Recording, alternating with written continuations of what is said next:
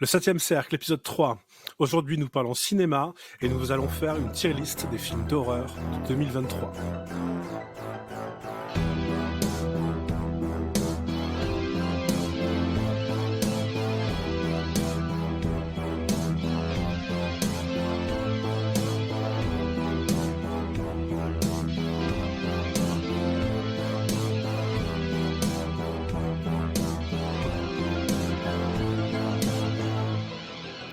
Salut, vous allez bien? Très bien, très bien. Ouais. Bon, ben, c'est bientôt la fin de l'année, la 2023 s'achève. Mais nous avons des films à recommander, plein de films, plein de films ce soir. Allez, on va commencer pas par moi, parce que j'avais jamais commencé. Incroyable. On va commencer par Hellraiser. What is it? It's a puzzle. And it's almost finished. Keep going. So if I solve it, do I get a prize? I do. Alors ce mois-ci, ma recommandation concerne, une fois n'est pas coutume, un film inspiré de l'œuvre de Clive Barker, et pas des moindres, puisqu'il s'agit de Hellraiser. Alors, non, ce n'est pas le tout premier opus de la série sorti en 1987 et inspiré de la nouvelle The Hellbound Heart, mais de son remake sorti l'an dernier, en 2022. Je dois avouer que j'ai longtemps refusé de voir ce film. Encore un film Hellraiser, me disais-je. N'en ont-ils pas marre de détruire cette licence? N'en ont-ils pas fait assez? Mais la curiosité, comme celle qui anime les victimes du cube de l'homme marchand, fut plus forte. J'ai donc décidé de lancer ce film. Et je dois avouer qu'il était en fait pas si mal que ça.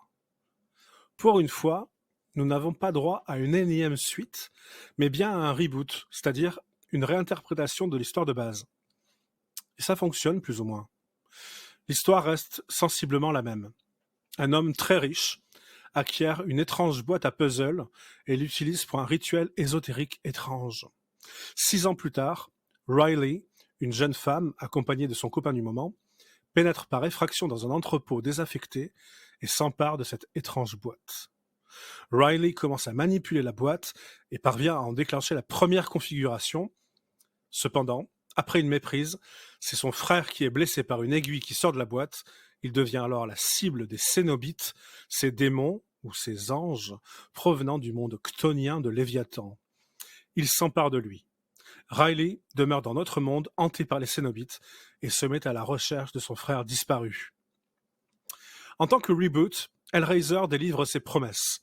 L'intrigue est simple, mais efficace. Les rebondissements du scénario sont assez convenus mais bien placés. Le rythme est bon, les acteurs sont globalement OK. Les thématiques de la licence sont également présentes. La curiosité mal placée, l'addiction aux substances, au sexe, au pouvoir, l'hubris des hommes, cette vanité de vouloir devenir plus qu'humain alors que le seul cadeau que les Cénobites et leurs dieux peuvent donner est la conscience animale de la souffrance de la chair.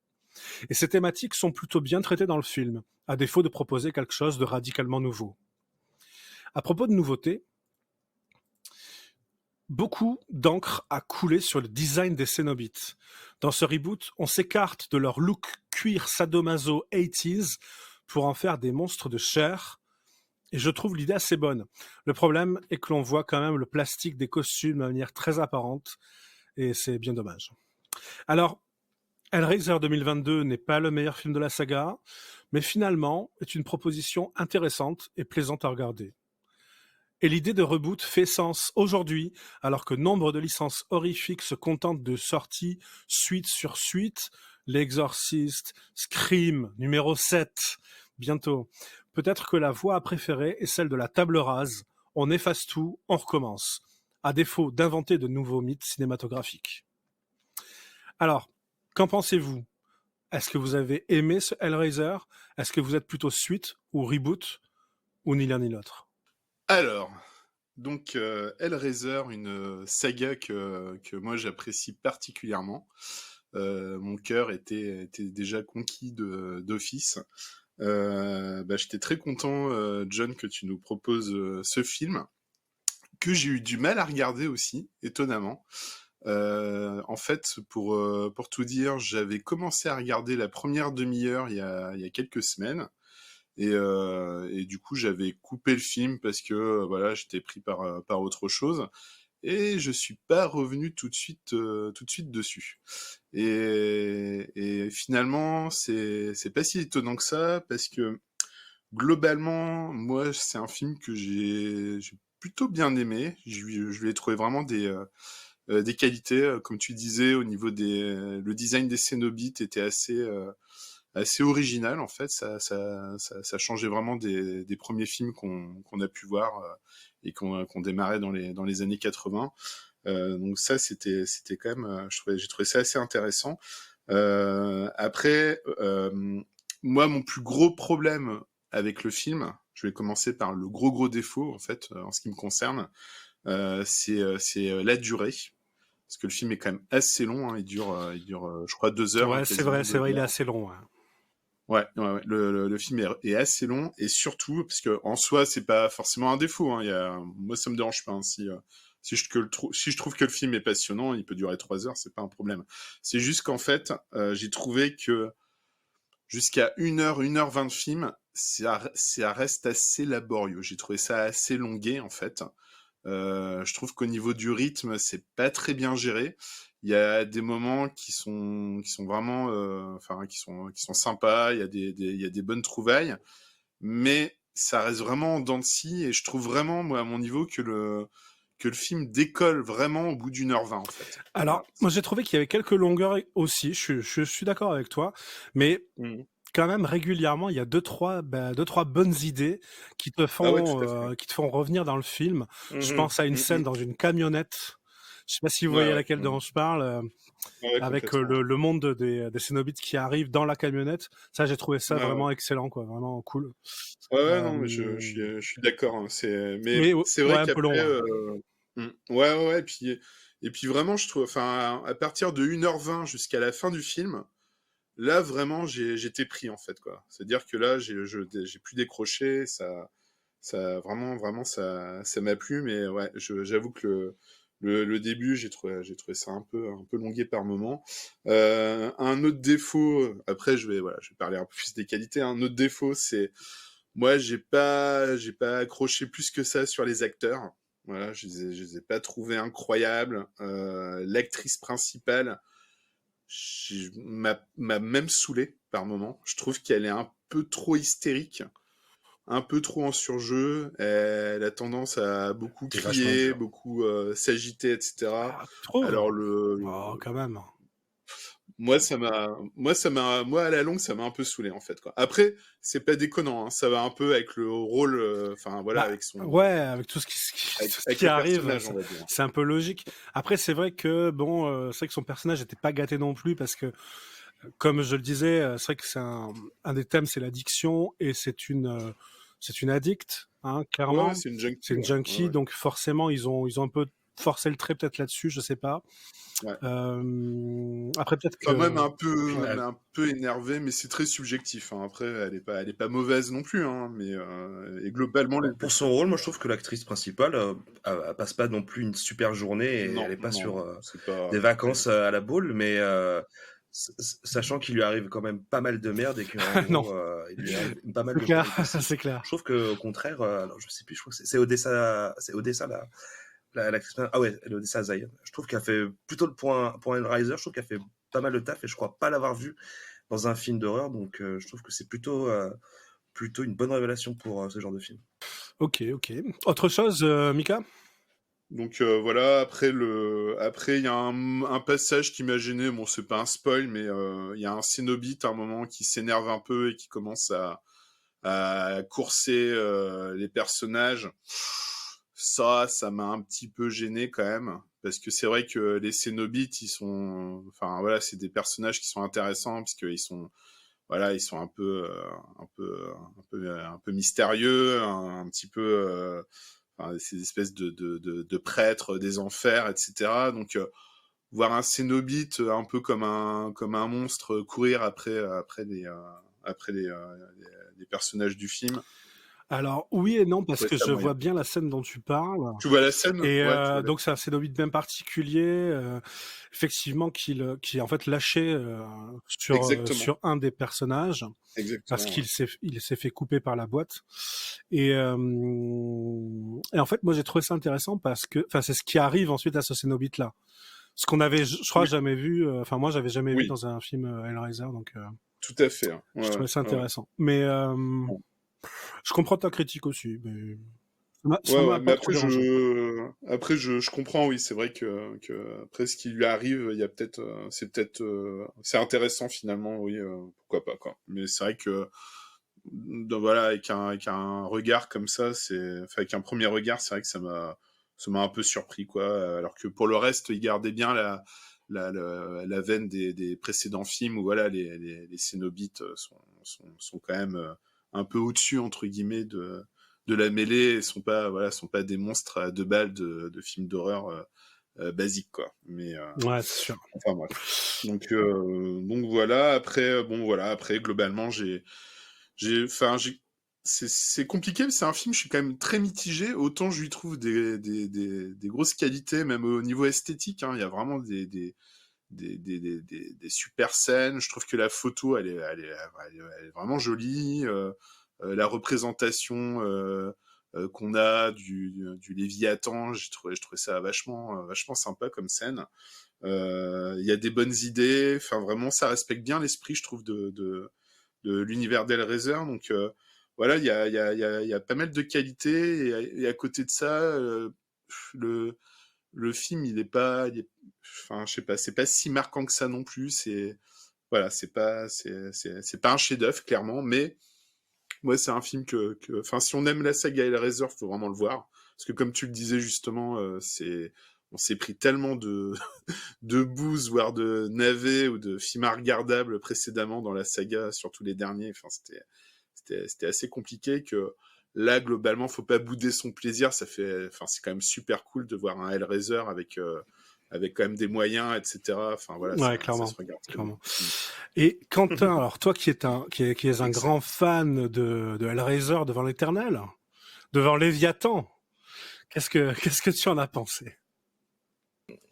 J'ai pas que Mika, je trouve des qualités, des défauts, mais déjà en plus, je crois en plus, tu vas peut-être m'aider, mais je crois en plus que Clive Barker, il était très impliqué dans la réalisation. Je crois qu'il seul était. Alors il y a eu plusieurs étapes. En fait, au début du projet, mais finalement, ce n'est pas le film qu'on a eu là finalement. Mais oui, Clive Barker était censé écrire le scénar. Puis finalement, ça a été racheté par d'autres producteurs, puis par Mhm. d'autres producteurs. Finalement, enfin là, il est producteur quand même, Clive Barker, je crois, mais il n'est plus au scénar. Donc, Ok. mais bon, il y Bah a quand même l'ombre de Barker qui est sur le film, quoi. ouais. Bah, je reste quand même assez mi-cuit parce que quand j'ai vu qu'il y avait du coup un remake d'Hellraiser et Clive Barker du coup impliqué dans la machine, je me dis ouais, ça va être cool, comme tu disais Mika avec tous les Hellraiser qu'on a eu avant. Et sur Hulu, donc je me dis que le film a quand même eu, enfin a dû recevoir un budget plutôt confortable et proposer du coup ce film. Alors je me souviens plus trop du réel non plus, ce qu'il avait fait avant.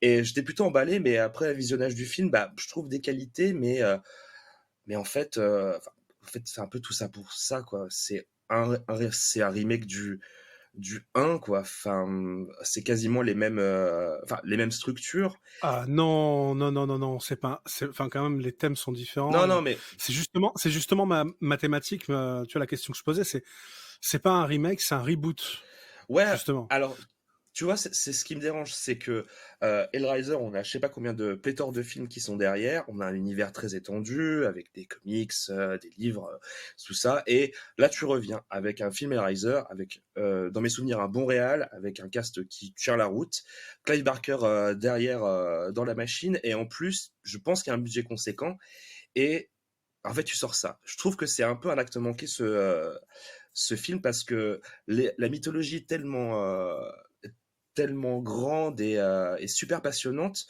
que finalement on se retrouve. Quand je veux dire un remake du 1, c'est que finalement on se retrouve avec un Hellraiser, mais avec un univers super riche, on se retrouve que avec en fait qu'avec des Cénobites. J'aime beaucoup la photographie et les effets visuels sont géniaux sur notamment les machines avec l'antagoniste principal, si vous voyez ce que je veux dire. Et je trouve ça super intéressant, mais cependant, bah, on n'en apprend pas plus que ça sur la mythologie. En gros, bah, j'étais vraiment déçu parce que c'est pas un film qui tourne en rond. Après Quentin, si je peux rebondir, parce que c'est intéressant ce que tu dis, parce que moi je me suis fait à un moment la même réflexion. C'est qu'en fait, je pense que c'est peut-être ton cas aussi, c'est que moi j'ai un peu le fantasme d'un film Hellraiser qui se passerait dans le monde des enfers, enfin dans le monde des Cénobites en fait. Le 2, quoi. Moi, c'est ça que j'aimerais bien voir finalement, et pas forcément une histoire qui se passe entre guillemets dans le monde réel avec les humains, avec leur turpitude, etc. Et c'est vrai que moi je rêverais pour le lore entre guillemets d'Hellraiser de voir voilà quasiment tout un film. Et moi, enfin je sais pas si c'est ce que tu voulais dire, mais moi j'ai eu un petit peu cette frustration aussi. Après, pour rebondir sur ce que tu dis, je trouve que quand même ils vont un petit peu plus loin que dans les premiers films. Enfin, je trouve que le cube, c'est un petit peu... voilà, il y a quand même quelque chose d'original. Enfin, ils apportent des petits trucs à droite à gauche quand même. Rien que le fait qu'ils nous montrent toutes les configurations du cube de Le Marchand, qu'on nous montre quand même toutes les étapes pour parvenir à quelque chose, on va pas spoiler. Et enfin voilà, il y a quand même, il y a aussi le manoir du mec riche là dont j'ai oublié le nom, mais qui est, oui exact, qui est fait en forme de cube, son manoir en fait. C'est un gigantesque. Ça, j'adorais cette idée-là. Et je trouve qu'ils vont beaucoup plus loin que Hellraiser 1, qui est l'adaptation juste de la nouvelle, et qui justement ils utilisent le lore, mais de manière réfléchie. Et pour moi, ce film-là, c'est un reboot parce que c'est le premier film, à mon avis, d'une nouvelle saga. Je pense que forcément, il faut s'appuyer sur quelque chose pour relancer une licence, quoi. Ouais, mais c'est comme si, enfin, comme tous les reboots, tu peux pas nier tout le background qu'il y a eu derrière, surtout pour Hellraiser, qui a pas été, surtout sur les films, qui a pas été exploité à fond, par exemple. Bah justement, c'est pas nier, ils l'utilisent, mais intelligemment. Moi, je sais pas, je trouve qu'il manque quelque chose tu es trop nostalgique. Pas forcément nostalgique, mais j'aurais aimé un lore plus poussé. Alors, oui, comme tu disais, ça aurait été cool à plus centré sur les Cénobites, mais on peut faire un bon mélange, comme par exemple le 2, où tu es à moitié dans le labyrinthe, mais en même temps dans le monde réel, et tu navigues entre les deux. Voilà. Je veux pas non plus un film de 2 heures qui parle que des Cénobites. Après, pourquoi pas, mais au moins ce petit... Donc t'es plutôt suite que reboot, quoi. Pas forcément suite que reboot, parce qu'un reboot, ça peut être très intéressant, mais... pour moi, le film qu'on va nous donner, c'est littéralement, pour les fans d'Hellraiser, on nous donne des miettes plutôt qu'un morceau de gâteau. On retrouve les Cénobites, même s'ils ont un nouveau look qui est super intéressant à mon goût, et on a un très bon film avec une direction artistique au top, mais au niveau du lore, au niveau de tout ce qu'on pourrait apporter à Hellraiser, j'ai l'impression qu'on nous donne des miettes. Je fais un petit aparté. Moi, je trouve que t'es dur. Hein. Bah, tu as par exemple un pote qui lui aussi aime beaucoup Hellraiser. Il m'a conseillé, ouais, est-ce que tu as vu alors c'est Hellraiser Judgment. Je sais pas si vous l'avez vu. Non. Alors c'est pas le couteau le plus aiguisé du tiroir parce que c'est le 15e, je sais plus quoi. Bref, il fait partie de la longue lignée des films Hellraiser qui sont sortis direct ou vidéo. Et en gros, il me dit ouais, mais tu vas voir, c'est intéressant si t'aimes bien Hellraiser. Et en gros, dedans, c'est super intéressant parce que on a toujours ce même truc de un mec torturé, blablabla. Bah, bref, il y a les Cénobites et tout ça. Mais dans ce film, on apprend comment sont jugées les âmes pour aller dans le labyrinthe et si elles sont dignes en gros d'être assimilées par des Cénobites ou autres, ou alors il va leur arriver quelque chose de pire. Et en vrai, comme je dis, c'est pas le film pas le film le mieux réalisé du monde, mais il y a une direction au niveau artistique et au niveau du lore qui est super intéressant, même s'il n'y a pas beaucoup de moyens et que c'est pas des effets spéciaux de dingo, mais il y a une ambiance Clive Barker que j'avais pas retrouvée depuis très longtemps, que j'ai pas vraiment retrouvé par exemple dans le Hellraiser dont tu parlais, le fameux reboot, mais j'ai senti ce petit côté malsain dégueulasse, pourtant fait avec 2 trombones et 5 post-it.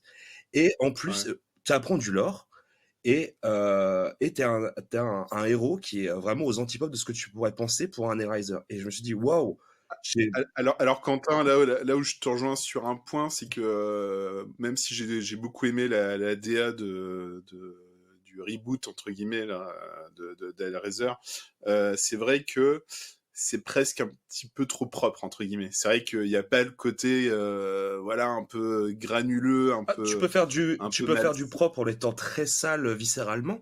C'est pas ce que je reproche Ouais, au mais film. ça joue quand même parce que moi j'ai quand même en tête on va dire même les deux premiers Hellraiser, on va Mhm. dire, où il y avait quand même un côté un peu crade entre guillemets, même dans l'image et tout ça. C'est vrai que là, le reboot, il est voilà, c'est un film quand même qui est voilà, c'est bien léché, c'est super propre, même s'il y a des scènes assez gore Oui, et mais voilà un tu peu peux dégueu, très hein, bien mais avoir une esthétique très propre et très clean, sans pour autant que ça soit vraiment je dégueulasse. suis pas d'accord. Ça joue un peu le grain de l'image, il joue quand même dans ta perception. Enfin pour Moi, moi, après, hein, bon, ça, c'est mais purement esthétique. Mais voilà, hmm. pour vous faire un petit... si vous ne connaissez pas, allez voir Hellraiser Judgment. C'est vraiment pas le meilleur film de la série, mais à la fin, je me suis dit, waouh, j'ai quand même appris des trucs. Et waouh, dès les 10 premières minutes du film, je me suis dit, ah, je me sens... ça, c'est une ambiance Clive Barker. Et ce que j'ai pas ressenti avec ce nouvel opus. En gros. Et du C'était un coup, peu clean, c'est vrai, c'était un peu clean. ouais, mais Hmm. tu peux être clean. J'ai pas d'exemple, mais je suis sûr on va en retrouver un d'un film vraiment propre, mais il y a une ambiance vraiment malsaine, donc ça peut être vraiment dégoûtant et aussi Non, non, ça peut être t'en dérangé. trouveras pas. T'en trouveras pas. Mais ouais, Ok, enfin, bon, bref, voilà. ouais. Voilà mon avis. Bon, bah écoutez, bah, merci beaucoup, messieurs. C'était Hellraiser 2022. Et on va passer maintenant à Michael.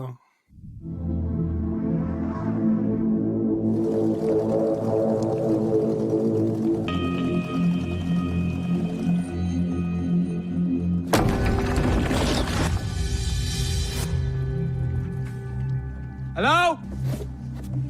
Hey! Port Control, I would like to report an abandoned vessel.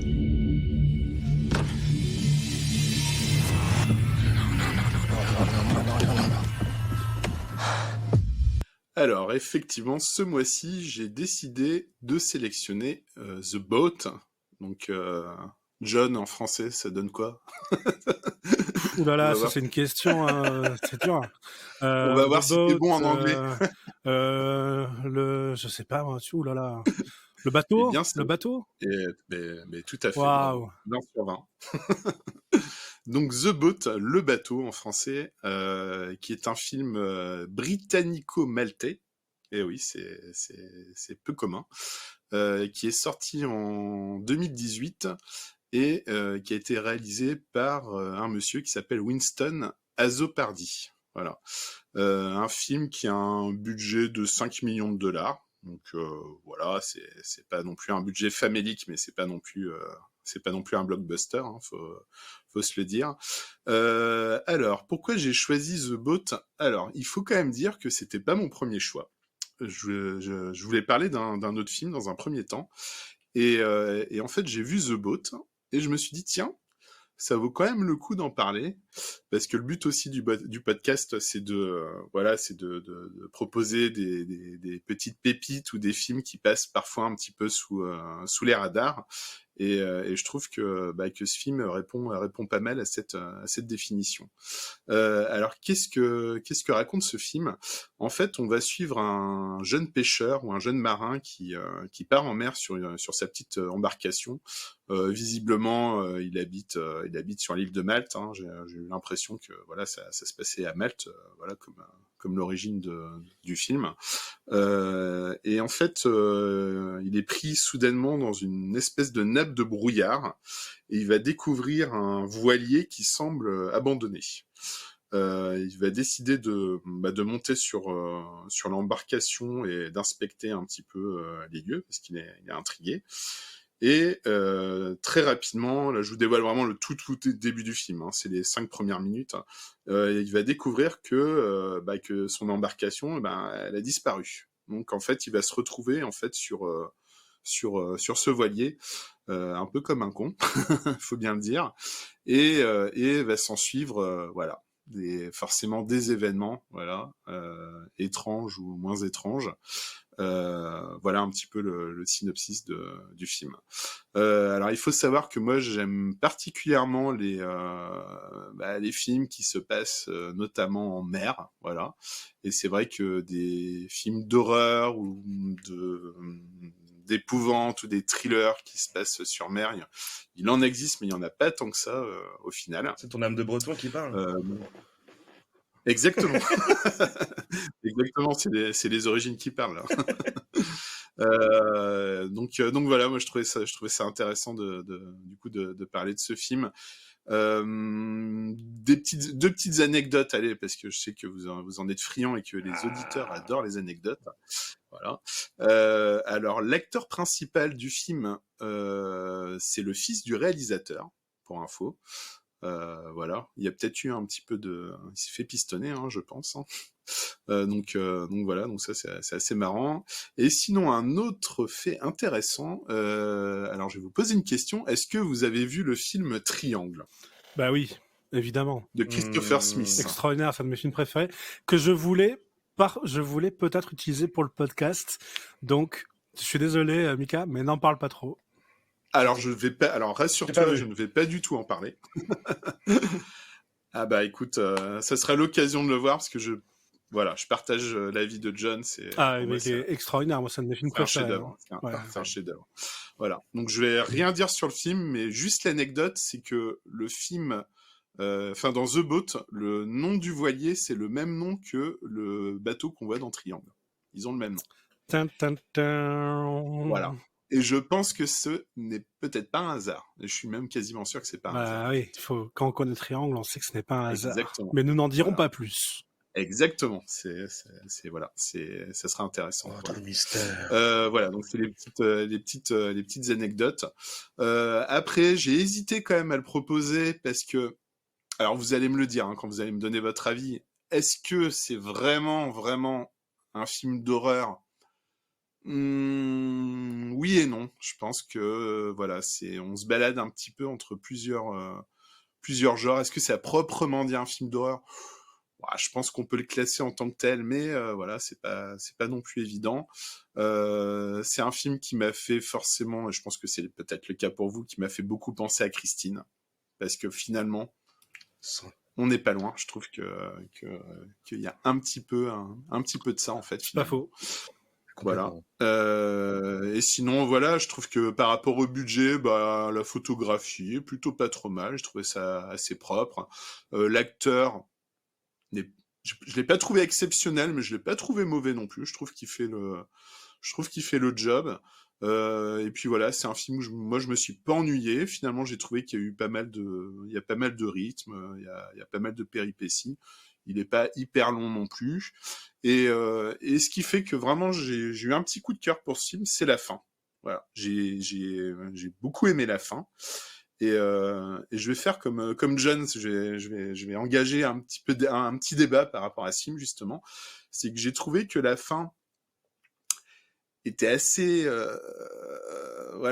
particulière et finalement on peut avoir peut-être plusieurs interprétations et on peut se poser quand même pas mal de questions. Ça nous dévoile pas forcément la résolution ça nous dit pas tant de choses que ça.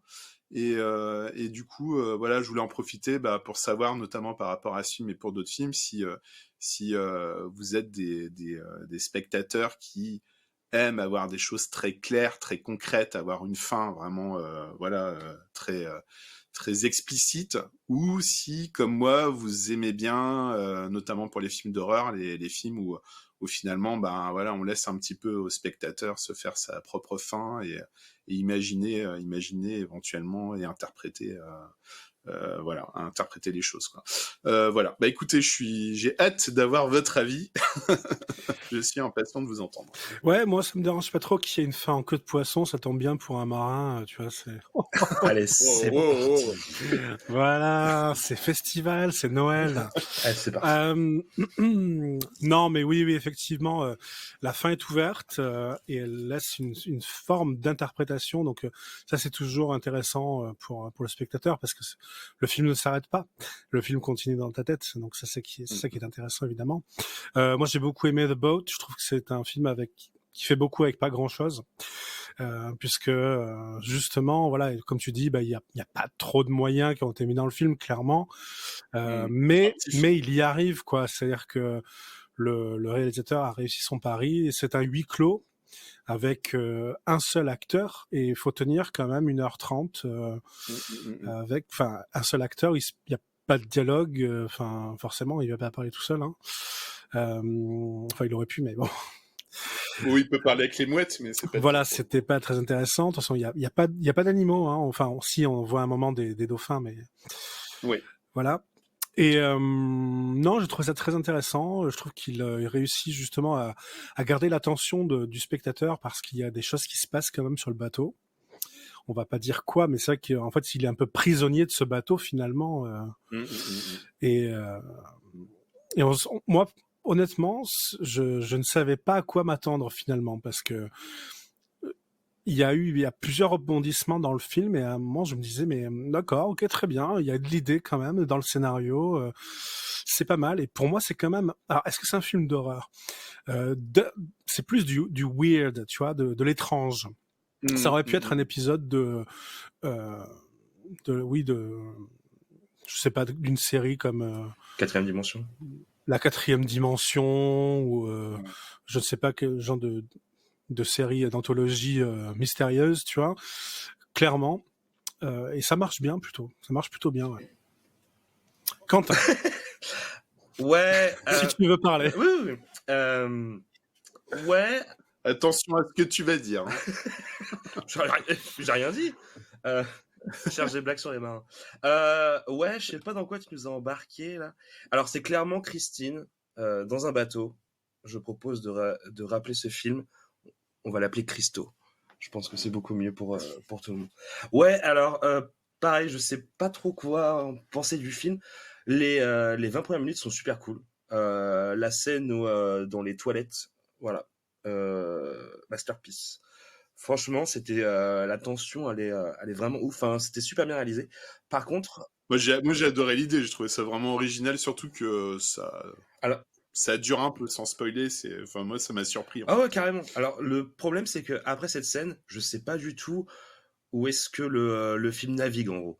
Je vois vraiment le côté mystérieux, ça, mais pour moi, c'est... je sais pas en fait ce que ça veut dire à la fin, et je suis vraiment perdu, quoi. Ah. Et même pour... alors, peut-être que on en parlera en off, mais pour moi, la fin, je me dis genre, hein, c'est... Bah, ok. Et du coup, je sais pas trop ce que le film veut me dire. C'est intéressant, Quentin. C'est le débat que je lançais. C'est que toi, pour le coup, à la fin, toi, ça t'a gêné, en Non, fait. Toi, tu le vois de manière plutôt négative. Non, ça m'a pas gêné, c'était pas négatif. C'est que je me suis dit, mais en fait, qu'est-ce que veut me dire le film, en gros? C'est qu'il y a plein de péripéties, et je trouve qu'il y a vraiment une baisse de rythme après la scène dans les toilettes. Mais pour moi, je veux dire, à la fin, mais qu'est-ce que c'est? Enfin, j'ai pas trouvé de solution. Enfin, pour moi, le film m'a pas donné de solution claire à la fin. Donc, du coup. Ah, mais le film ne veut pas donner de solution, c'est clair. Il réussit très très bien. Hein. Voilà, il a réussi. non, mais oui, effectivement. Après, je comprends ce que tu veux dire par là, mais moi, ça me dérange pas trop. Enfin, il y a même une petite révélation à la fin, parce que finalement, on se demande quand même. Bon, là, de toute façon, on a quand même bien spoilé en parlant de Christine, donc je pense que n'importe qui a compris de quoi il retournait dans le film, mais on peut s'attendre à ce qu'il y a. Enfin, moi, je m'attendais à ce qu'il y avait quelqu'un d'autre sur le bateau, tu vois. C'est une des pistes. Hein. C'était l'une des pistes, quoi, vraiment. Donc, il y a clairement un jeu qui est fait avec le personnage principal, avec le protagoniste, sur ce bateau-là. Et moi, j'ai trouvé ça justement intéressant qu'à la fin, on peut continuer à spoiler complètement le film. Hein, mais non, mais c'est intéressant que justement, il revient finalement à Malte. Et que finalement, c'est pas la fin à laquelle on s'attendrait, qui est, en fait, il n'arrive pas à sortir et il meurt. Et j'ai trouvé ça intéressant. Moi, je trouvais ça plutôt bien. Mais c'est pour ça que, ce que je trouve vraiment, vraiment intéressant, c'est que il y a presque, moi, j'y ai vu 3 fins possibles, 3 explications possibles finalement.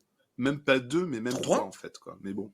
Ah oui, Bah, complètement. au point d'en Mais est, ça, je vas-y, pense, hein. je pense qu'il faut, mais je pense qu'il faut avoir vu Triangle pour Ouais, voilà. mais justement, ouais, je vois ce que tu veux dire.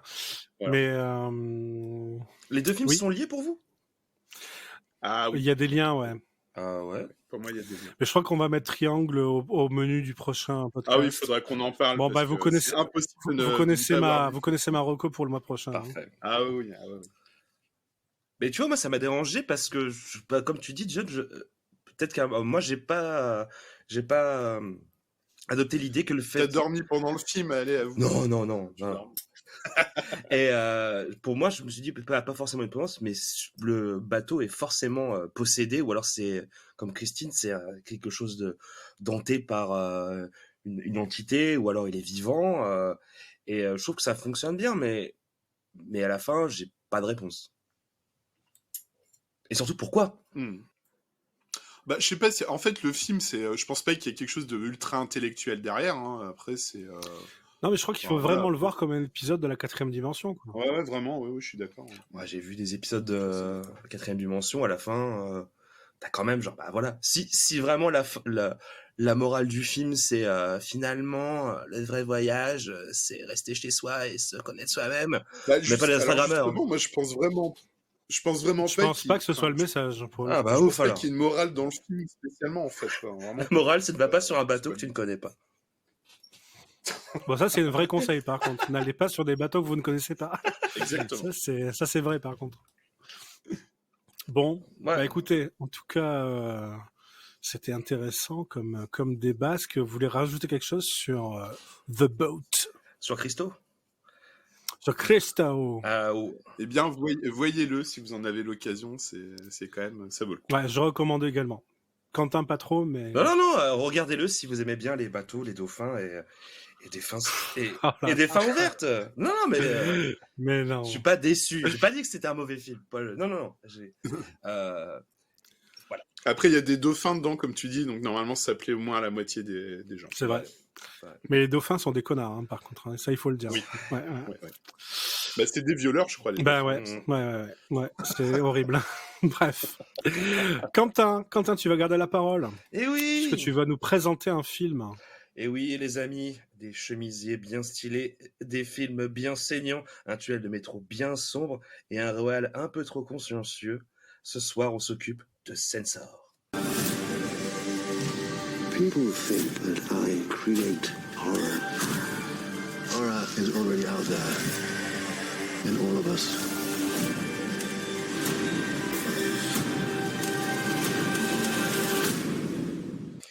Premier film réalisé en 2021 par Prano Bailey Bound, avec en actrice principale Niamh Algar, que vous avez déjà sûrement vu dans la série Raised by Wolves. Ah oui. Censor raconte l'histoire d'Enid, censeuse de films dans l'Angleterre des années 80. Un jour, elle découvre un film qui fait remonter à elle un traumatisme du passé. Alors, Censor, c'est un film que j'aime beaucoup. Premièrement parce qu'il est extrêmement méta dans sa manière d'être. Si c'est la première fois que vous le regardez, vous verrez énormément de références aux films d'horreur de l'époque, donc années 80-70. Et j'aime beaucoup le contexte dans lequel il s'insère dans son époque. C'est-à-dire, le film part d'une période très particulière en Angleterre, donc c'est en 1985. C'est une période où arrive le boom des VHS. C'est-à-dire que c'est le début du direct to VHS. Les films sont tournés suivant certaines boîtes de production et ils ne passent pas par la case cinéma, ils sont directement envoyés en cassette pour l'époque. Et le gouvernement anglais lance une énorme guerre contre ces films, parce que ce sont des films généralement d'auteur ou alors avec très peu de budget, et ce sont des films d'horreur, et là ça balance du sang par quintolitre, donc du coup vous en avez pour toutes les bouches. Sauf que c'est une période assez spéciale. On est dans les années 85, donc en plein dans la période Thatcher. Donc là, John pourra plus nous apporter des petites anecdotes ou précisions, mais c'est un contexte social et politique excessivement dur pour la société, en tout cas la société anglaise. La Dame de Fer. Dame de fer. Exactement. Et du coup, on se retrouve dans ce contexte pour ce film. Donc c'est un truc qui existe vraiment, cette fameuse guerre du gouvernement pour la censure des films, c'est les vidéos nasties. D'ailleurs, le premier film, le premier court-métrage de la réalisatrice s'appelle Nasty, et c'est déjà un court-métrage qui fait référence au film et à la violence intrinsèque qu'on peut retrouver du coup dans les films d'époque par rapport à nous, comment on reçoit les films. Et donc, du coup, ce contexte politique et social, ça implique que le gouvernement dit oui, mais si vous regardez des films d'horreur, eh ben vous allez forcément devenir soit des psychopathes tueurs ou alors des démons démoniaques, et vous allez commencer à tuer tout le monde. Donc du coup, dans ce contexte, on suit Enid qui est censeuse et qui s'occupe de regarder les films directement film to VHS et qui s'occupe de faire des censures dessus. Donc déjà, on se retrouve avec un contexte pour une héroïne qui est pas dans une situation très facile. Et du coup, elle va tomber sur un film qui va la faire revenir son traumatisme enfant, c'est un PTSD, et il va ressurgir, et du coup, comment va-t-elle gérer le retour de ce traumatisme? Et du coup, c'est un film que j'adore, parce qu'il y a plein de petites thématiques par-ci par-là, mais on aura le temps d'en parler. Comment vous avez reçu ce film, messieurs? Alors, effectivement, tu as bien rappelé le contexte socio-politique du film, qui est très bien retranscrit, vraiment.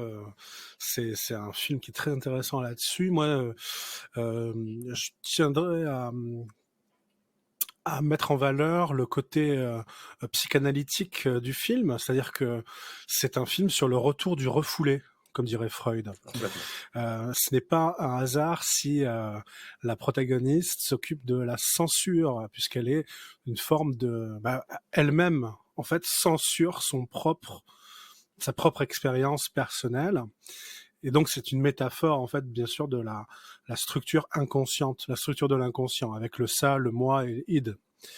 Et justement, le ça, c'est justement ces nasties auxquelles elle est confrontée constamment et qui font revenir le refoulé à la fois dans sa vie, mais qu'elle pense voir dans la vraie vie, en fait, justement, comme s'il y avait une sorte de matérialisation de ce trauma dans sa vie, qui va l'amener donc à commettre des actes qu'on ne dira pas. On ne dira pas, mais bon, voilà, ça va l'amener à faire des choses, qu'on va dire. Donc ça, j'ai trouvé ça très intéressant. Il y a plusieurs niveaux de lecture. Voilà, on peut avoir un niveau de lecture politique, on peut avoir un niveau de lecture psychanalytique ou psychologique si on n'a pas la psychanalyse. C'est pas, je suis pas moi-même pas un grand fan, mais en tout cas, on peut avoir cette lecture-là, cette grille de lecture-là. C'est un film très riche, très bien joué, très bien réalisé. Il y a tout le grain des films des années 80, comme tu l'as rappelé, qui est présent. Très bien écrit, très intelligent, un grand film. Pour un premier film, c'est quand même assez ouf. Et après, j'ai lu quelques interviews, c'est une réalisatrice qui connaît très bien son milieu dans lequel elle navigue. Donc j'ai très hâte de voir ses prochaines productions. Mika, t'en as pensé quoi? Moi, ça va pas dénoter. C'est un film que j'ai beaucoup apprécié aussi. Franchement, j'ai passé un super moment. Je vais pas être redondant, je suis assez d'accord avec vous sur tous les points. Moi, je suis un grand fan des films qui se passent pendant la période Thatcher. Je sais pas pourquoi, mais j'adore. Parce que tu adores Margaret Thatcher. Peut-être. Je vais me faire des copains. Tu adores Iron Maiden. C'est ça. Tu sais que c'est une référence à Margaret Thatcher. Oui, j'imagine. Tout à fait. Donc non, c'est vrai que le grain de l'image, le côté un peu grisâtre, etc. Enfin, il y a un côté un peu dépressif, quoi. Enfin, ça reflète bien l'époque, on va dire. L'actrice, elle est excellente. J'ai vraiment trouvé, j'ai trouvé vraiment génial, quoi. Enfin, je trouve que l'actrice, elle est. Enfin, des fois, on parle de casting. Je trouve que le casting est parfait, quoi. Je trouve que l'actrice, elle a vraiment la tête de l'emploi. Même ses fringues, je sais pas, il y a des. Enfin, je trouve que c'est super bien foutu à ce niveau-là, en fait. L'esthétique. Alors moi, l'esthétique, j'ai trouvé même une esthétique qui faisait très giallo, en fait. T'as Vraiment. clairement, dès que ça commence à partir un peu en sucette, c'est littéralement des couleurs du giallo. De toute façon, la réalisatrice, Ah ouais, ah ouais, ouais. elle est super fan d'un réal italien de giallo. Et Ouais, ouais. elle explique toutes les petites refs par rapport aux couleurs, aux vêtements. Et ouais, même mince, pas forcément du giallo, mais du argento aussi. Ouais. Ah ouais, non, mais vraiment, ouais. Et comme tu le dis, c'est surtout dans la dernière partie. Alors là, ça crève les yeux. Et d'ailleurs, moi, c'est vraiment ça qui fait que j'ai beaucoup aimé le film, c'est que voilà, la dernière partie du film, je la trouve vraiment un peu hallucinatoire. J'avais l'impression d'avoir pris de la drogue. C'était parti dans un délire. Enfin, moi, je suis vraiment rentré dedans. Après, on peut effectivement rester un peu hermétique parce qu'il y a un vrai parti pris, mais moi, vraiment, enfin, je suis vraiment rentré dedans. J'ai adoré la dernière partie du film.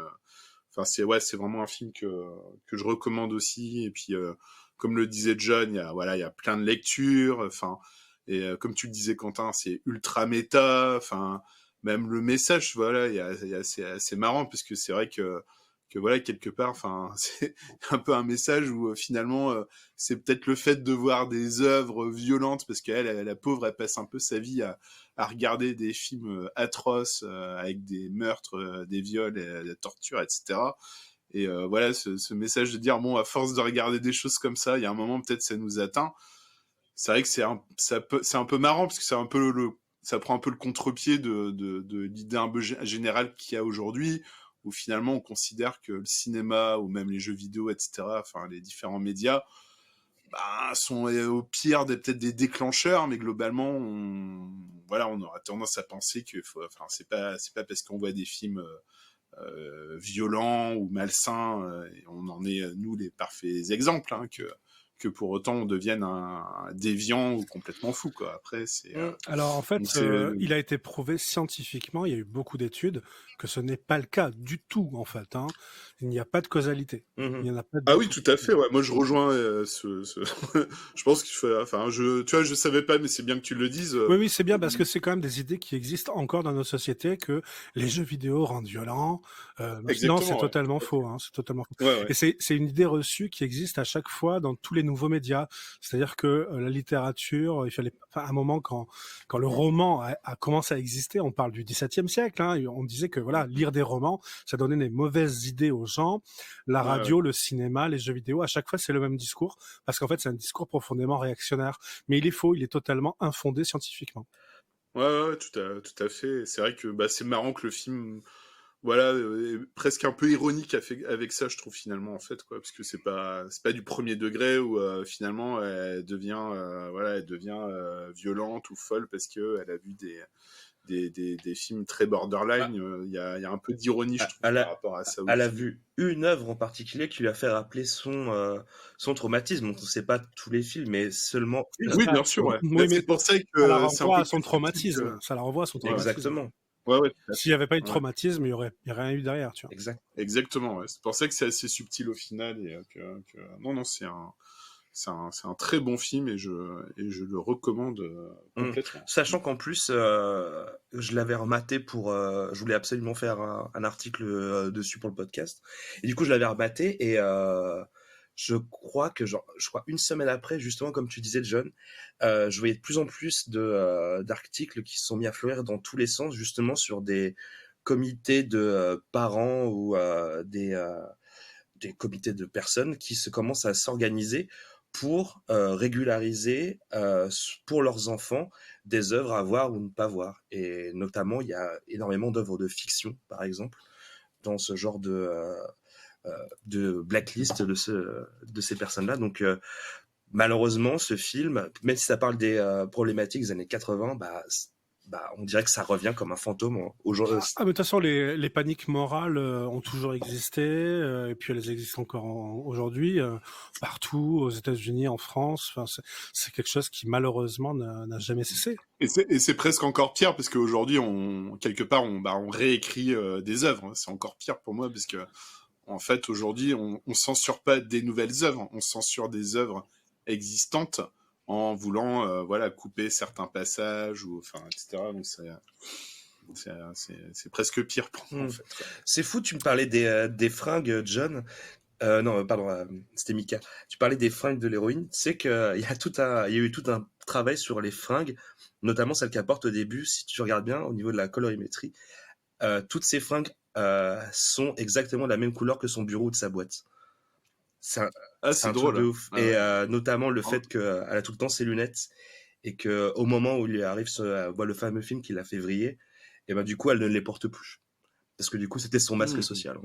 Enfin, bref, c'est super intéressant. Pour moi le plus flippant dans ce film, c'est vraiment la tension de la violence des gens via le climat social de l'époque.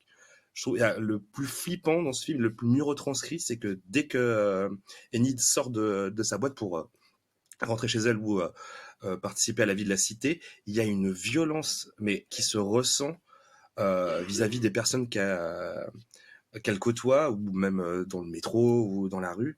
Je trouve super flippant. Tu sens vraiment qu'il y a une tension et que les gens sont à bout. Et pour moi, c'est un des trucs qui est vraiment super bien fait dans le film aussi. Il y a une tension quasi constante dès qu'elle sort de son bureau. Donc, je sais pas comment vous l'avez ressenti, mais pour moi, c'est un des trucs qui marche aussi super bien aussi. Ouais, complètement. Ouais, c'est très bien retranscrit, effectivement. Ouais. Et ben bref, allez voir Sensor. Ben voilà, ça nous fait quand même 3 bons films à voir pour ce mois-ci. Si vous n'avez pas d'idée, Sensor, vraiment extraordinaire. The Boat, si vous avez l'âme d'un marin, faites attention au bateau quand même. Et puis évidemment Hellraiser 2022, qui était quand même pas mal. Et si vraiment vous n'avez pas d'idée, ben on va vous en donner plein, parce qu'on va faire tout de suite la tier list des meilleurs films 2023, des meilleurs films d'horreur 2023, et aussi des pires films d'horreur 2023. Donc, on va commencer tout de suite.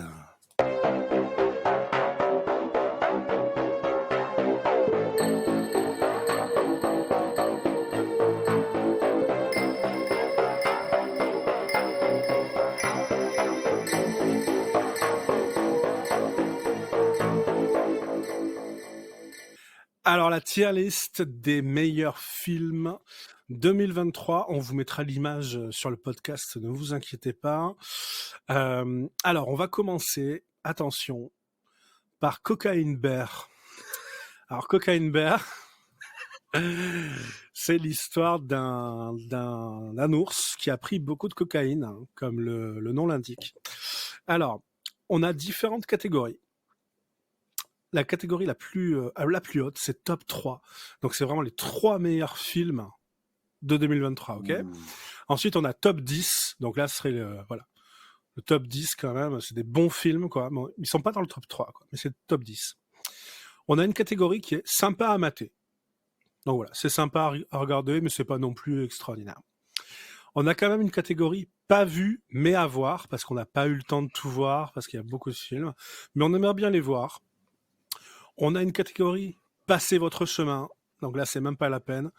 Et la dernière, « Une honte que ce film existe ».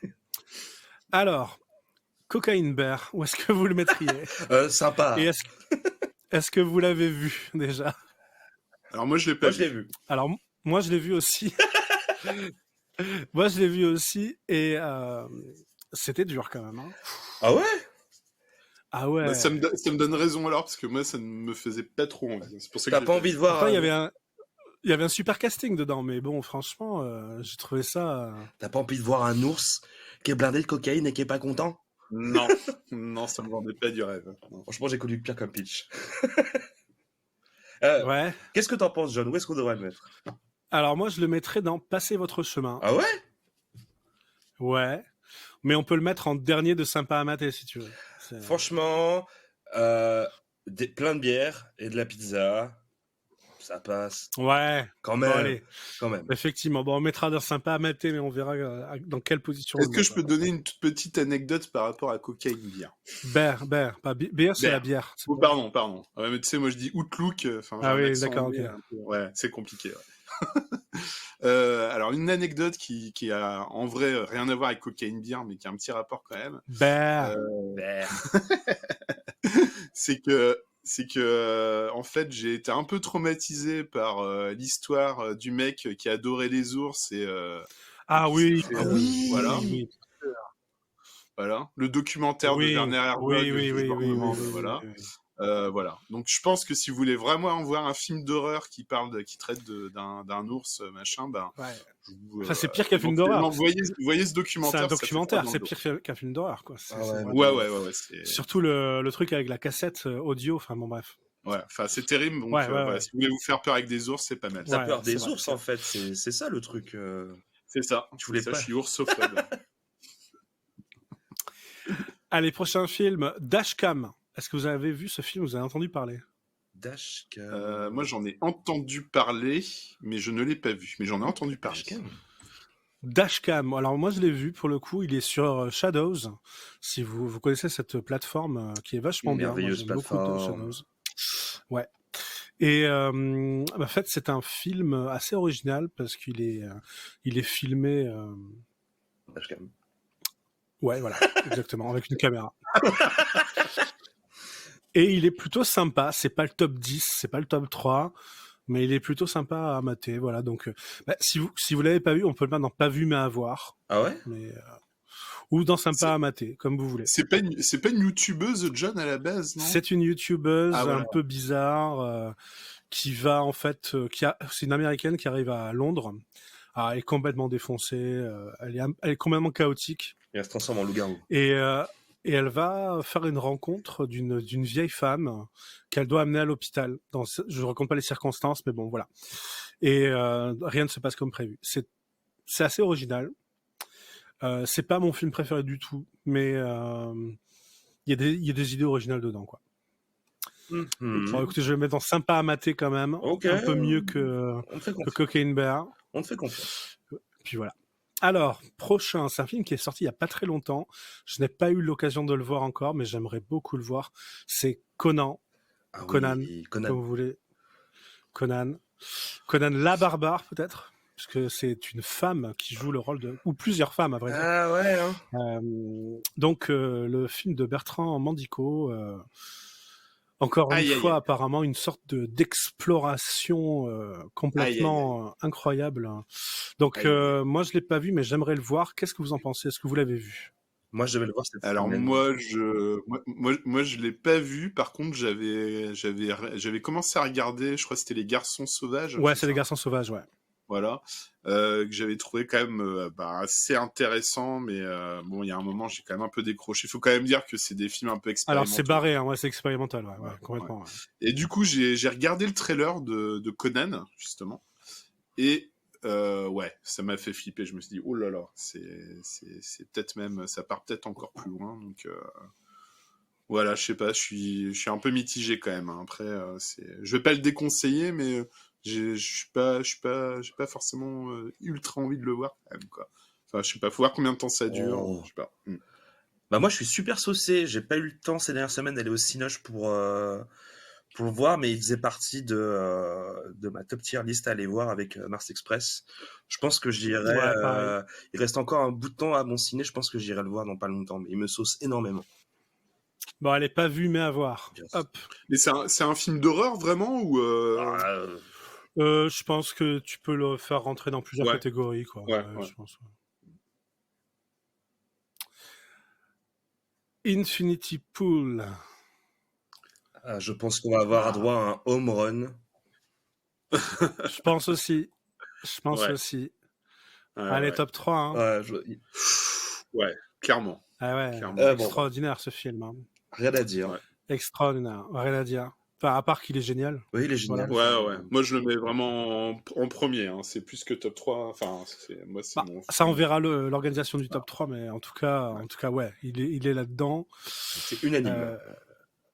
C'est unanime. Donc, un auteur qui n'a plus de jus, quoi, qui est atteint du syndrome de la page blanche, qui est joué par notre ami... comment il s'appelle déjà?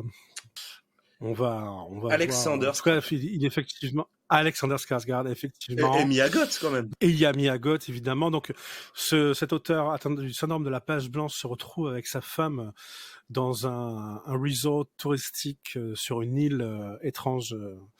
Et ils font la rencontre de couples un peu étranges qui les amènent faire des choses aussi assez bizarres. Enfin bref, c'est vraiment extraordinaire. Voilà, il faut le voir. Il faut voir ce film. Beau is Afraid. Alors, on avait le débat avec Quentin avant de commencer l'enregistrement du podcast. Est-ce que c'est de l'horreur? Ah ouais, vous commencez des débats sans moi, c'est ça. Ouais, écoute. Est-ce que c'est de l'horreur? Est-ce que c'est du weird? C'est quand même un film de Ari Aster qui a commis Hérédité, qui a fait Midsommar. Je pense qu'on peut le mettre dans notre top list, notre tier list, pardon. Mais où est-ce qu'on le met? Déjà, je pense qu'il est suffisamment barré pour qu'on le mette un peu dans de l'étrange horreur. Tu l'as pas vu, Mika? Non, je l'ai pas vu, vraiment, ça me donnait pas envie. Et tu te plains de pas être dans les débats pour savoir si c'est un film d'horreur. Et bravo. Bah ouais, je sais. Mais en plus, c'est un réalisateur que j'aime beaucoup. Hein. J'ai adoré ses précédents films, mais là, ça me paraissait quand même assez différent quand même. Il y a quand même beaucoup de phases très pas horrifiques, mais assez flippantes pour moi. Et je trouve qu'il y a des scènes dans Beau il me ferait qui m'ont beaucoup fait flipper que pas mal de scènes dans tous les films que tu nous proposes qui sont des films d'horreur. Donc pour moi, je trouve qu'il a un peu sa place dans ce top. Et puis c'est un film très particulier pour Ari Aster. Donc bref, moi je le mettrais dans le... Il est assez spécial. Enfin, pour ma part, je le mettrais dans le top 10 parce que j'ai beaucoup aimé. Je sais pas pour toi, John. Je l'ai pas encore vu en fait, donc je peux pas dire. C'est seulement toi qui vas nous dire. Donc, ce sera top 10 et on espère que ta recommandation est bonne.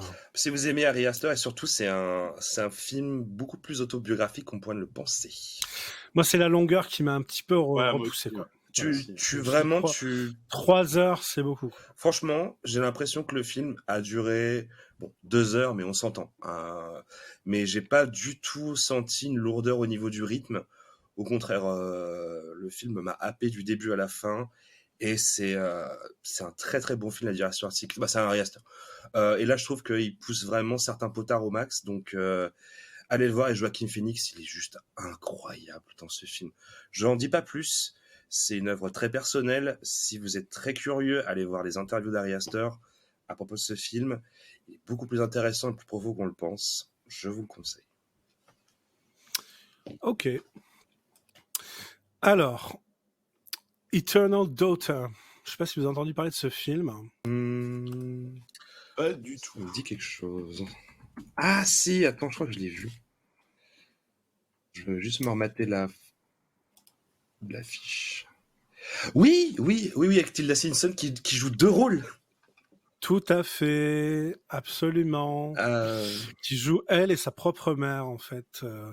C'est une autrice qui retourne dans une vieille maison, la maison de son enfance, qui est devenue un hôtel, qui amène sa vieille mère avec elle pour essayer de se rabibocher, de repartir d'un bon pied. Voilà, ça commence comme ça. C'est un film très...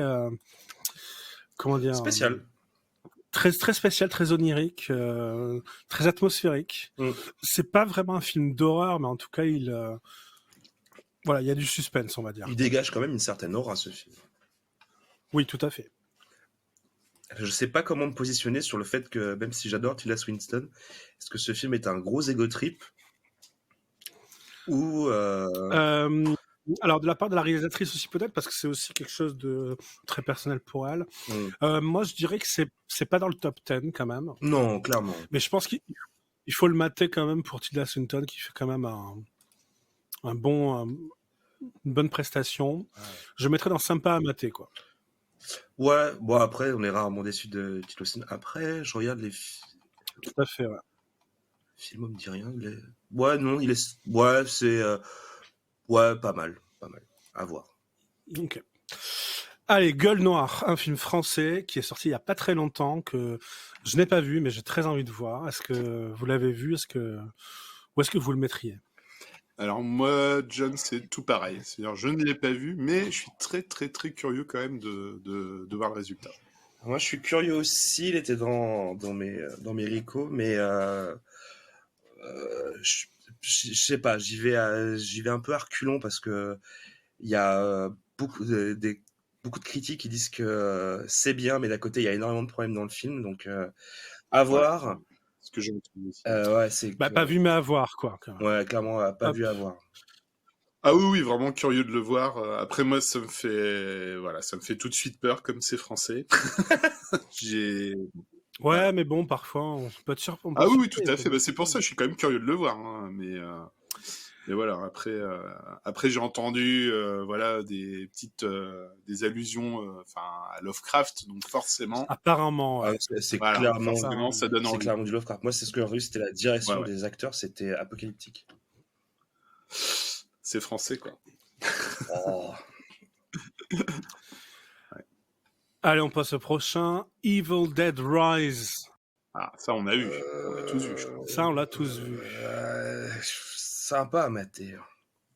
Ouais, moi aussi, je dirais sympa à mater. Je suis d'accord. C'est sympa à mater, c'est pas non plus le top 10. Je Non. pense que c'est quand même mieux que Cocaine Bear. C'est mieux que Dashcam. Oui. Est-ce que c'est mieux que Eternal Daughter? Bien sûr. Voilà. Mais c'est pas non plus... c'est pas un film de l'année. Mais il y a des moments sympathiques, on va dire. Voilà. Oui. Ouais. Allez, Five Nights at Freddy's. Eh ben, passez votre chemin. Ben ouais, moi je suis d'accord. J'ai commencé à regarder le film, je me suis arrêté personnellement. Mais non, tu l'as quand même regardé? Non, j'ai commencé. Ah, ok. Enfin, déjà, respect. Hein. Ouais. Ah, parce que toi, Quentin, tu l'as pas du tout vu. Non, en fait, j'ai hein. joué au jeu. Ah oui, non, mais là on parle du film. Ouais, mais voilà, enfin, faire un jeu, faire un film sur ce jeu, c'est aussi logique qu'avoir fait le jeu Tetris, tu vois, genre, qu'est-ce qui s'est passé dans votre tête? Qui a voulu mettre de l'argent dedans? Je ne comprends pas. Et ouais, pour toi, John, j'essaierai de le mater. Non, t'es pas obligé, franchement, il est mauvais. C'est mauvais, voilà, c'est tout. Moi, je l'ai pas vu non plus, mais j'avoue que j'en ai rien à carrer. On peut que- même le mettre Non, pas de jeu. dans la catégorie une honte que ce film existe. Hein. Ça Ah me ouais. dérange pas. Je serais bien curieux de savoir la genèse de ce film, par contre. Quoi. Hop. L'argent. Mais attendez, C'est mais si je- l'argent, Quentin. L'argent. mais attendez, si je dis pas de conneries, ce film, il a cartonné, non? Je sais pas. Honnêtement, j'en moi, sais rien, mais... Je crois, en tout cas aux États-Unis, je Franchement, crois que le film c'est un carton, hein, il me semble. À vérifier, mais il me semble avoir lu ça en fait, quoi. ok. C'est pour ça que je suis pas étonné, mais ouais, si tu me dis que c'est vraiment aussi nul que ça montre le Franchement, goût, ouais, moi le bon goût des je trouvais des ça, amis, je trouvais ça vraiment médiocre, quoi. Après, Ouais. peut-être que c'est un film qui rejoint la base des gens qui ont joué au jeu, mais je pense pas. Attends, je vais continuer, je vais essayer de voir le budget et ce que ça a rapporté au box-office, mais franchement, si ça a fonctionné, Je crois. je sais plus quoi. Je crois que ça a bien cartonné. Je sais plus quoi penser du coup si ça a cartonné. Ok, Tiens, bon, Mika, tu voulais nous parler de Watcher, qui est le prochain film sur la liste. Oui. Où est-ce que tu le mettrais, toi? J'oscille entre sympa à mater et top 10, finalement. Ah ouais, carrément. Bah, après, moi, j'ai pas vu des centaines de films d'horreur cette année, donc forcément, ça aide un peu. Enfin, je pourrais presque le mettre dans le top 10, mais ouais, je vais dire sympa à mater. Allez, on va dire sympa à mater. Ouais. Pour quelqu'un qui regarde beaucoup de films d'horreur, il sera peut-être pas dans le top 10. Tu mais, peux nous raconter un petit peu Watcher, ce que c'est? c'est une bonne question, puisque je l'ai vu il y a quelques mois. C'est l'actrice qui va dans les pays. Mais non, mais globalement, dans mes souvenirs, je crois que ça se passe en Roumanie, si je dis pas de bêtises. Ouais, c'est l'actrice qui part avec Et, son copain dans les pays. Voilà, il y a un couple qui s'installe là-bas et en fait, l'actrice, enfin le personnage féminin, se sent observé par un personnage qui se trouve dans un immeuble qui est en face, je crois en fait, un espèce de voyeur, d'où le nom du film. Et puis voilà, quoi. C'est un peu le point de départ du film. Alors, ça m'a pas marqué de ouf non plus, parce que je me rappelle plus exactement des péripéties du film. Mais dans mes souvenirs, j'avais vraiment bien accroché. J'avais bien aimé, en Non, il fait. était sympa. Ouais, tu l'as vu, toi, Ouais, je Quentin? l'ai vu. Il y a des très bonnes phases. Je crois que c'est un premier métrage aussi de la réalisatrice. D'accord. Et Ouais. il y a des bonnes idées, et je trouve que c'est plutôt bien réalisé. Franchement, ça va. Ouais. Donc Watcher, vous le mettez où dans Sympa à mater? Entre quoi et Ouais, quoi? moi je dirais. Mika, t'en penses quoi? Bah après, moi, j'ai pas forcément vu les autres films, mais à mon avis, ça doit être quand même plus intéressant que Cocaine Bear, à mon avis. Ou Cocaine Bear. Voilà, après, je peux pas dire, j'ai pas forcément vu les Bon, on autres le met là films. pour l'instant, alors. Ouais. Je peux me permettre une petite anecdote. J'ai regardé du coup les recettes de Five Nights at Freddy's. Le budget du film est de 20 millions. Il a reporté au box-office 294 millions. Voilà. Ouais, mais c'est un film Blumhouse, c'est leur spécialité, en fait. Ils font des petits films qui vont gagner beaucoup, en fait. C'est Blumhouse. C'est ce que j'allais dire. Mais là, c'est un gros carton, quand même, pour le coup. Hein. C'est plus de fois 10 le budget du film. Mais c'est de la daube, hein. C'est vraiment daube. Bah, ça me donne encore plus envie de le mater. Ouais. Bon, Saw 10. Que je n'ai pas vu. Idem. Pareil. Bon. Est-ce qu'on le met dans pas vu, mais à voir? Ouais. Moi, ça... Ah ouais. J'ai envie de le voir, quand même. Ça me donne envie. Moi, j'ai pas du tout envie de le voir. Alors, pourquoi? Est-ce que tu... Ben, Saw... détestes la saga Saw ou... 10, ouais, ben c'est ça. C'est-à-dire qu'on parlait des suites et des reboots. Là, ben voilà, c'est la suite de la suite de la suite de la... Enfin, j'en ai rien à foutre, quoi. Ouais. C'est pas, en plus, c'est pas celui où James Wan est revenu, en plus? Aucune idée. Je sais pas. Bah non. Moi, ça me donne envie, parce que j'ai fait le curieux et les retours ont pas l'air trop mauvais, finalement. Enfin, moi, ce que j'ai pu lire, c'est loin d'être le plus mauvais de la saga, en tout cas. Bah écoute, Quentin, c'est toi qui vas décider, en fait. Est-ce que c'est pas vu mais à voir ou passer votre chemin? Ah, moi, je déteste les sauts. Je déteste tout ce qui est torture porn, donc... Bah pareil. Donc, faut rajouter une catégorie pour les aficionados. On va le mettre en premier de passer votre chemin. Ok, c'est pas mal. Ouais. Je vous l'accorde. C'est votre joker. Ouais, c'est ça. Insidious, The Red Door. Joker un peu. Qui l'a vu? Moi, je le mettrais dans pas vu, mais à voir, parce que j'aimerais bien le voir quand même, en fait. Bah moi, je l'ai vu. Qu'est-ce que t'en penses? Je l'ai vu et... Bah écoute, c'est du Insidious, quoi. C'est le blockbuster qui fait pas peur, quoi. Mais c'est sympa à mater. Franchement, c'est sympa à mater. Et puis, surtout, le réal, bah, c'est Patrick Wilson. Oui, mais bon, ça, c'est pas... Enfin, oui. Ouais. Bah... Oui, c'est vrai. Il chante la chanson de fin aussi, avec Ghost. Mais non. Si, Ghost Bah, le groupe, ouais. Mais non. Ghost, ils ont fait la BO? Si. Ouais. Mais non. Et Patrick Wilson chante avec Ghost sur la fin. On dirait le début d'une blague. Non. Mais c'est sympa à mater, effectivement. C'est un peu au-dessus de Cocaine Bear, je pense. Voilà. Ah, mais oui, ça... Mais c'est sympa, ouais. C'est même, à la limite, mieux que Dashcam, on va dire. Moi, je trouve... Voilà. C'est sympathique. Pour un film d'un personnage principal de la série qui clôt un peu l'univers, moi je trouve que l'intention est plutôt pas mal. Il y avait quand même des trucs assez intéressants dans le film. En tout cas, on sent que la bonne volonté est là et que ça ne va pas non plus chercher...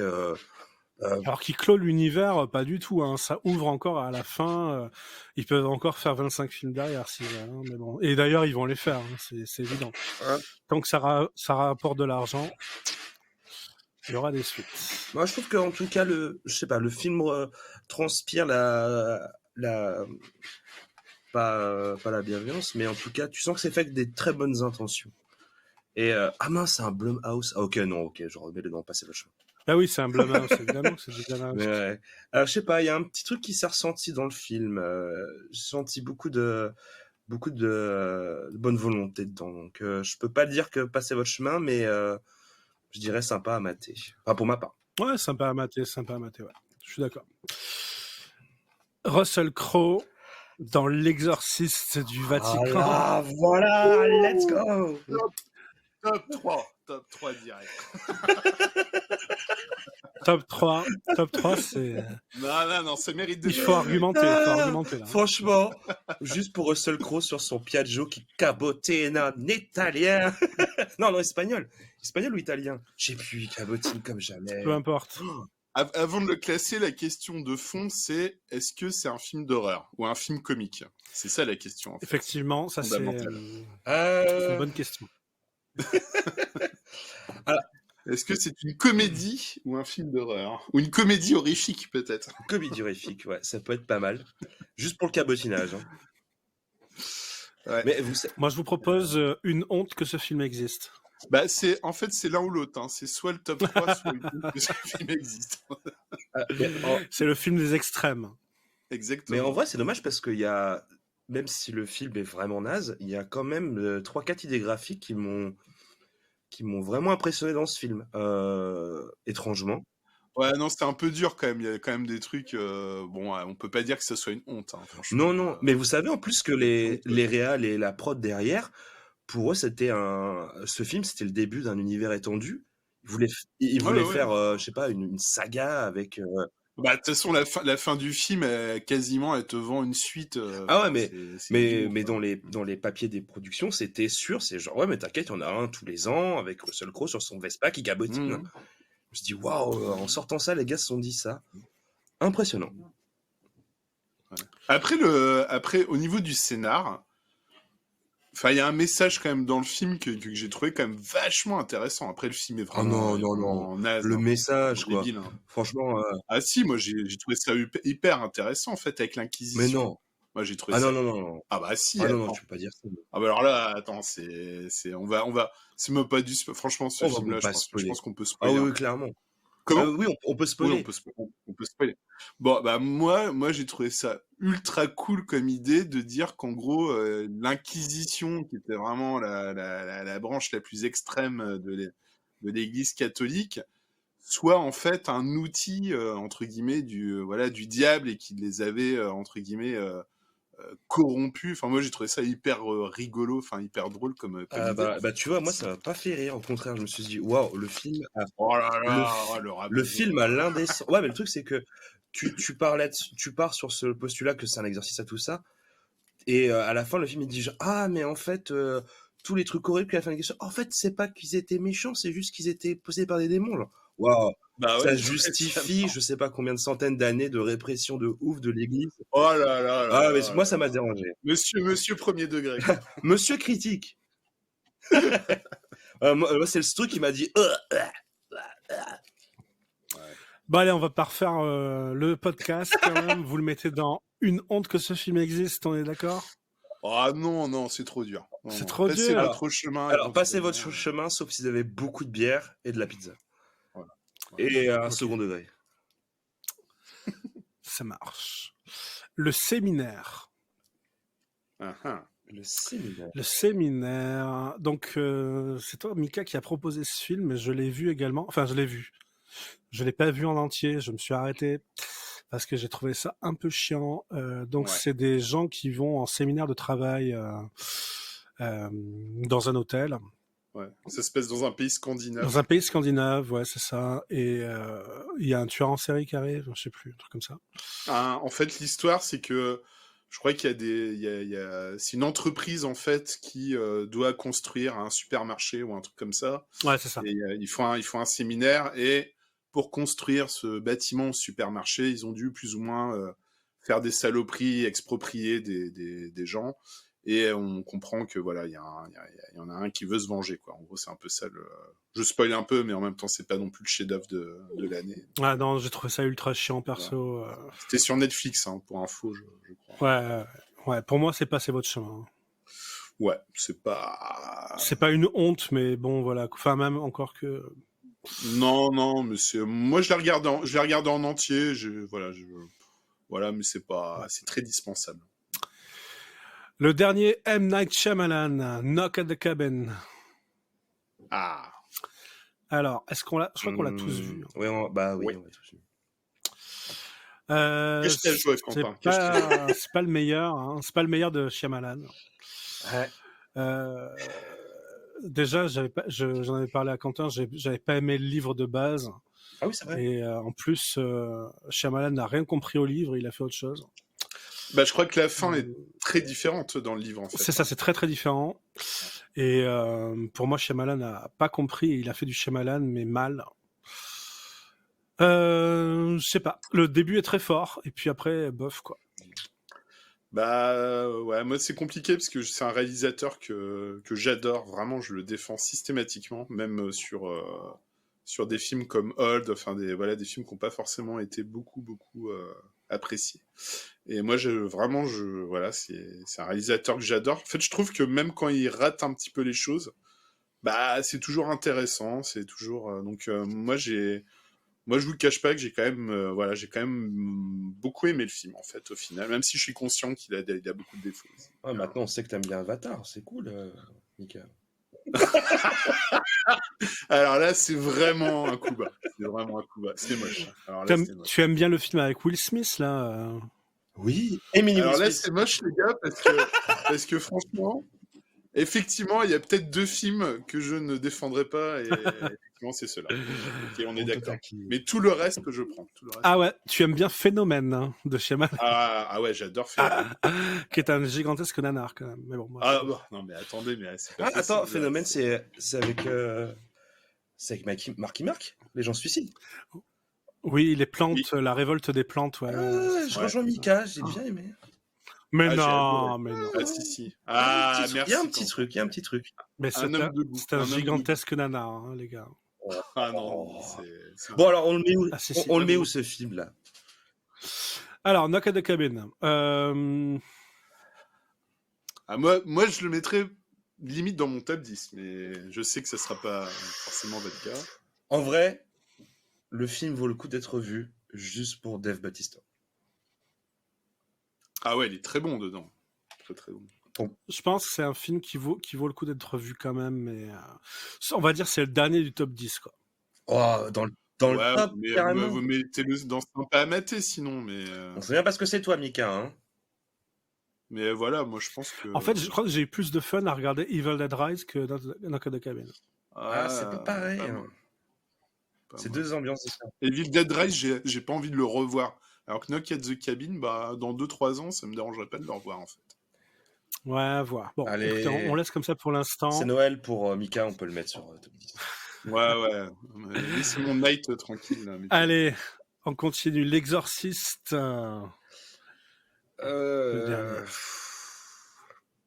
Bon, qui commence? Qui l'a vu déjà? Moi, je l'ai pas vu.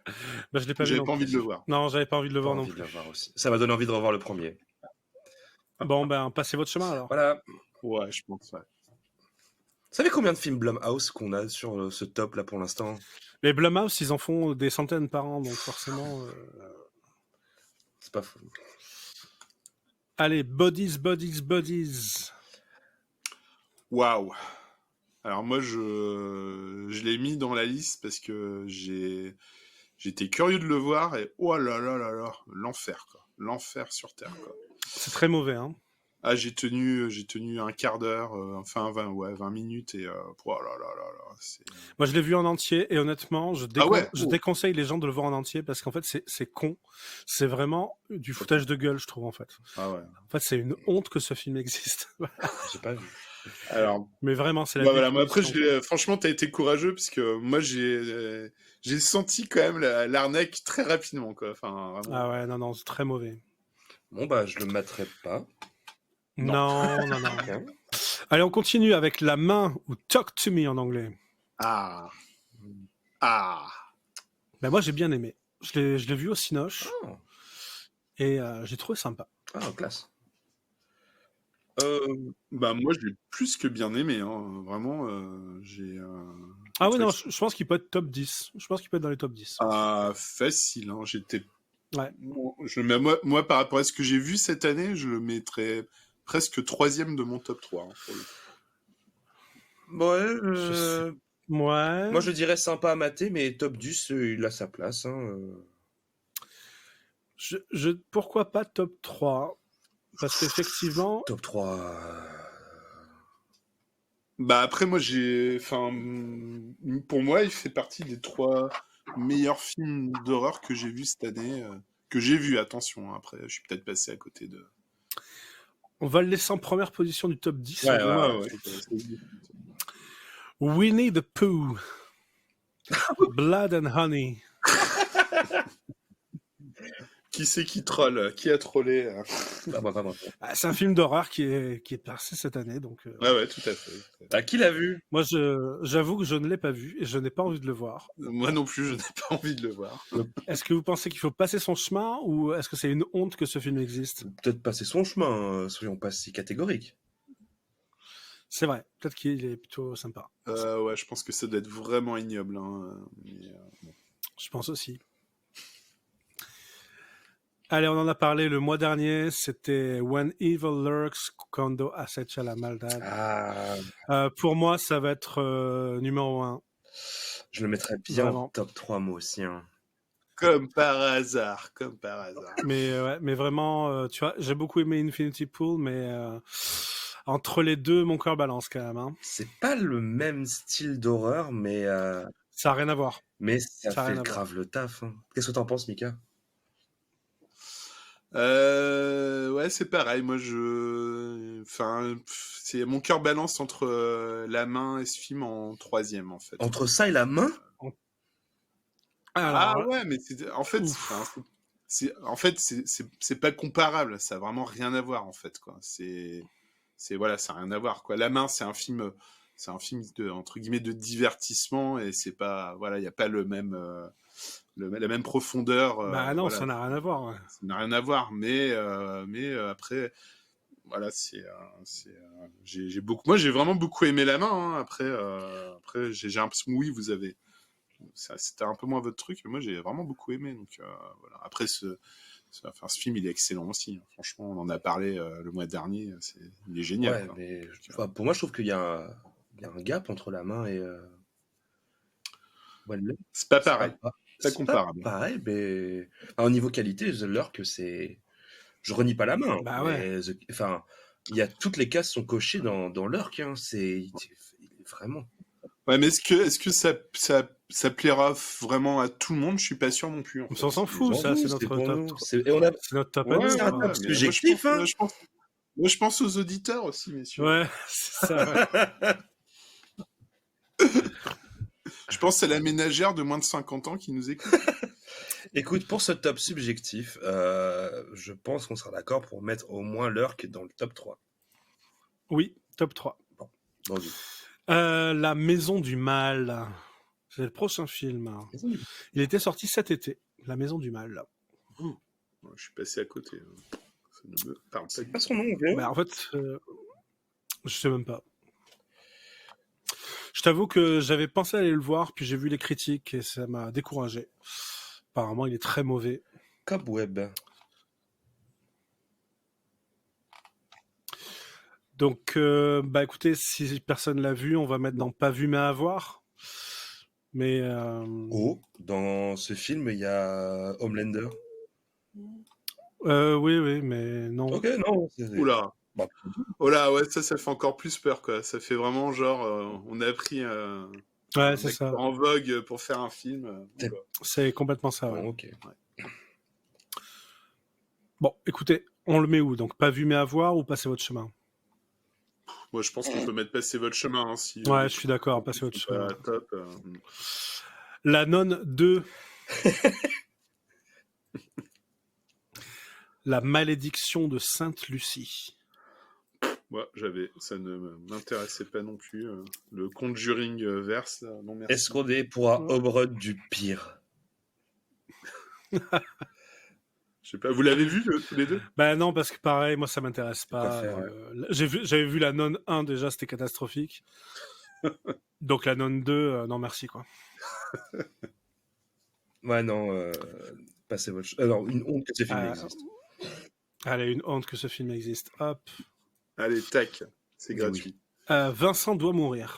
Alors, ce film, il me sauce énormément. Bah pareil. Apparemment, la mise en scène, elle est folle dingo. Ah, Ouais. Alors moi, j'en ai pas du tout entendu parler. Ça parle de quoi? Ah bah, que Vincent doit mourir. Le synopsis. Alors, si je me souviens bien du synopsis, c'est qu'en gros, c'est un mec se réveille et en gros, tout le monde veut littéralement le tuer. Attends, je vais te refaire. Attends, je vais te chercher, Ouais, c'est ça. je vais te chercher le synopsis, c'est le plus simple. C'est un film français pour le Exactement. coup. C'est un film français. C'est Ouais. par le même réalisateur que machin des écailles, je crois. Mince, je me souviens plus. Attends, je te cherche ça. Toc toc toc de Stéphane Castan. Et il y a un acteur Ah non, connu dedans, autant pour moi, c'est pas ça. C'est le mec qui a fait La Nuée. Je confonds. C'est le même réalisateur que La Nuée. Ah, d'accord. Et moi, La Nuée, j'ai pas aimé. Ah bah. Alors, du jour au lendemain, Vincent est agressé à plusieurs reprises et sans raison par des gens qui tentent de le tuer. Son existence d'homme sans histoire en est bouleversée, et quand le phénomène s'amplifie, il n'a d'autre choix que de fuir et de changer son mode de vie. Ça a l'air d'être assez dingo. Bah après, moi, je te dis, moi j'ai vu La Nuée, j'ai pas aimé plus que ça, mais c'était pas du tout honteux, donc ça peut être intéressant quand même. Mais bon, j'ai pas été fan. Moi, je vous dis pas vu mais à voir parce que j'ai bien envie de le voir aussi. Donc voilà. Ça me va. Alors, une énième adaptation de Stephen King, Le Croque-Mitaine. Ah, c'est Boogeyman? Oui, c'est ça. Je sais plus si je l'ai vu. Vous l'avez vu? Ça t'a marqué. En tout cas. Voilà, c'est très révélateur. Bah moi, je l'ai vu. Alors? Et c'est naze. Ah, ok. C'est vraiment naze. Moi, j'étais découragé par les critiques et j'ai pas voulu le voir. Ouais, non, on peut passer son chemin. Ah, ok, on te fait confiance. Alors, Le Dernier Voyage du Déméter. Une honte que ce film existe. Ah, et ben moi, je l'ai pas vu et tout le monde m'a dit que c'était nul. Et j'ai quand même envie de le voir. Est-ce que ça se passe? Ça se passe Sur un bateau. sur un bateau. Et ouais, il y a une thématique qui se dégage ce mois-ci quand même. Exactement. Bah en fait, Non, mais trêve de C'est bon plaisanterie. public avec les bateaux. Non, mais j'ai franchement, bah moi à la base ça me sauçait de ouf quoi. Enfin Dracula, machin. Bah oui, surtout que ça raconte en fait un épisode non raconté de Dracula, c'est quand il arrive en fait, comment il arrive en Angleterre. C'est ça. Ouais. Et moi aussi sur le papier, ça m'intéressait grave et je l'ai pas vu, mais j'aimerais bien le voir. Non, vraiment passez votre chemin. J'étais aussi saucé que toi, John, je parie, parce on est tous les deux fans de ce roman et puis. En plus, tout se passe par relation épistolaire du coup sur le Déméter et c'est un de mes passages préférés du roman. Je me dis ouais, mais il y a tellement à faire, ça peut être génial. J'ai vu le film. Ah ouais. C'est une catastrophe. Tout est ni fait ni à faire. Franchement, j'étais déçu du début à la fin. Et le pire, c'est la fin. Où ça lance sur un truc. Faites-vous votre avis, hein, mais j'ai été plus que déçu. Est-ce que c'est quand même, on va le mettre peut-être en première position de passer votre chemin comme ça. Ah moi je suis quand même curieux de le voir. Moi je suis assez curieux, plus curieux que Sodis par exemple. Ah oui. Ouais. Vous voyez à partir de comparaison, vous avez vu Love, Death, Robots ou pas? Oui. Ouais. La dernière saison, est-ce que vous voyez l'épisode où il y a un matelot, ça va te parler Mika, il y a un matelot sur un bateau et il y a un crabe géant dans la cale. Oui, bien sûr, oui, Ouais. tout à fait. Ouais. Et ben, je trouve qu'ils auraient dû passer ce film à ce réalisateur de ce court-métrage. Parce que ce court-métrage fait 100 fois plus peur et beaucoup plus 50 fois plus immersif que pourrait faire 2 heures de Voyage du Déméter. Ouais, ben, mais de toute façon, ça rejoint ce que j'ai un peu lu, hein, Quentin, ce que tu dis. Globalement, tout le monde dit que c'est un peu nul. C'est... Bon, Il y avait tout était tracé pour que ce soit un super film. Ils ont tout fait à côté. Bref. Matez-le, dites-moi votre avis, mais très déçu pour, pour la franchise Dracula. Très, très déçu. Ouais, malheureusement, c'est toujours un peu le cas, un peu comme ça, quoi. Bon. VHS 1985.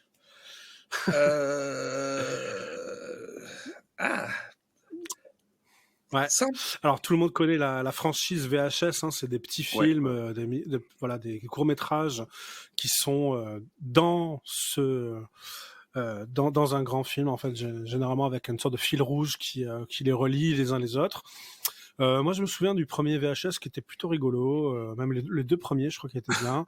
Alors moi, Là, on en est à je sais plus combien de VHS là. Moi, je dirais pas rigolo parce que moi, ça me terrifie en fait, quoi.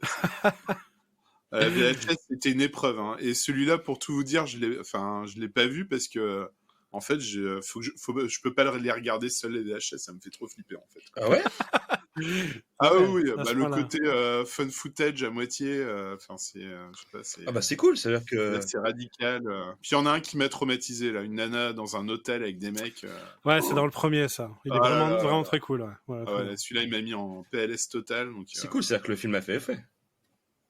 Ah oui, non, mais complètement. Mais de toute façon, là, c'est. Enfin, moi, je peux être assez sensible surtout à ce qui est tout ce qui est fun footage là, ça marche très bien sur moi. Hein. Projet Blair Witch, tout ça, c'est même pas la peine. Donc, en fait, moi, j'ai envie de. Enfin, ça me donne envie de le voir, mais avec beaucoup de lumière, voilà. Enfin. Ton doudou. Voilà. Oui, voilà. Un coussin pour me cacher. Mais... Ouais, après la qualité des VHS, c'est vraiment très très très dépendant du film, hein, quand même. Et là, il y a un lien avec le titre. Il y a une thématique années 80. Bah sûrement, je l'ai pas vu, hein, très franchement, ouais. je n'ai pas vu celui-là. Moi, je l'ai vu. Ouais, alors. Franchement, ça tient la route, c'est pas mal. Franchement, dans le sympa à mater, bien. C'est bien dans l'esprit des VHS, ça a son petit grain. Pareil, plein de bonne volonté, ça se ressent du début à la fin du film. Intéressant. Et ben voilà, c'est dans le top, dans sympa à mater. On continue avec Totally Killer. Est-ce que vous avez vu ce film qui est sur Amazon Prime, je crois, ou qui était sur Amazon Prime? Y a rien. Alors moi, j'ai regardé le tout début et ça m'a pas du tout. Donc là, pour le coup, c'est vraiment une comédie horrifique, hein, parce qu'il y a l'aspect comique est vraiment là. Ouais, je crois que je suis pas c'est une sorte de slasher comique, quoi. Ouais, ça, non, j'ai regardé un quart d'heure et j'ai pas du tout adhéré. Ah, c'est que... C'est avec Kenan Shipka, donc qui jouait dans Mad Men à l'époque. Et Sabrina? Oui, et Sabrina, évidemment, bien sûr. C'est encore un Blumhouse? Bah oui. Je te dis, ils en sortent 200 par an. Eh ben, je l'ai pas vu. Bon, en fait, honnêtement, bah moi je l'ai vu et c'est plutôt sympa à mater. Si vous aimez bien les comédies horrifiques, si vous détestez les comédies horrifiques, vous allez vous faire chier. Après, bon, c'est pas le film de l'année non plus, quoi. Vraiment, voilà. Mais c'est... Beer Pizza? Beer Pizza. Ok, bah... Et on le met en dernière position. Hein, mais... En plus, ça m'intéresse. Et je trouve l'affiche dégueulasse, en plus. Et l'affiche est dégueulasse. On est d'accord. Un autre film français, Le règne animal. Ça me sauce bien aussi. Mais on a une très bonne année en film un peu horrifique cette année. Ouais. Mais je me rends compte que tous les films pas vus mais à voir, c'est que des films français. C'est vrai. C'est génial, mais on les regarde pas. En même temps, c'est fait avoir plusieurs fois. Voilà. Bah, c'est le problème, quoi. Mais j'aimerais bien le voir aussi. Donc, bah ouais, pas vu mais à voir, quoi. Ouais. C'est avec Romain Duris, c'est ça? C'est avec Romain Duris. Et apparemment, il est plutôt pas mal du tout. Romain Duris, il est bien de base, mais apparemment, il est vraiment pas mal dans ce film. Et les effets spéciaux, autant maquillage et prothèses, sont apparemment dingos. Donc, ouais. On a une très bon cru hein, cette année. On a quand même pas mal de films Frenchy. Hein. Bah ouais, il faut les soutenir quand même, parce que Ouais, sinon, on n'aura jamais, on ne développera jamais de scènes horrifiques ou quoi que ce soit. En plus, Faudrait qu'ils nous mettent un petit peu moins de côté dramatique, qui mettent un peu plus d'horreur. C'est ce que j'ai reproché à La Nuée, moi, justement. tu nous diras avec Vincent doit mourir si justement il l'a passé au-dessus. Mais Bah ouais, ce sera intéressant. What's Wrong with the Children? Alors, ça c'est un film... Non, c'est There's Something Wrong with the Children, c'est ça le titre, en fait.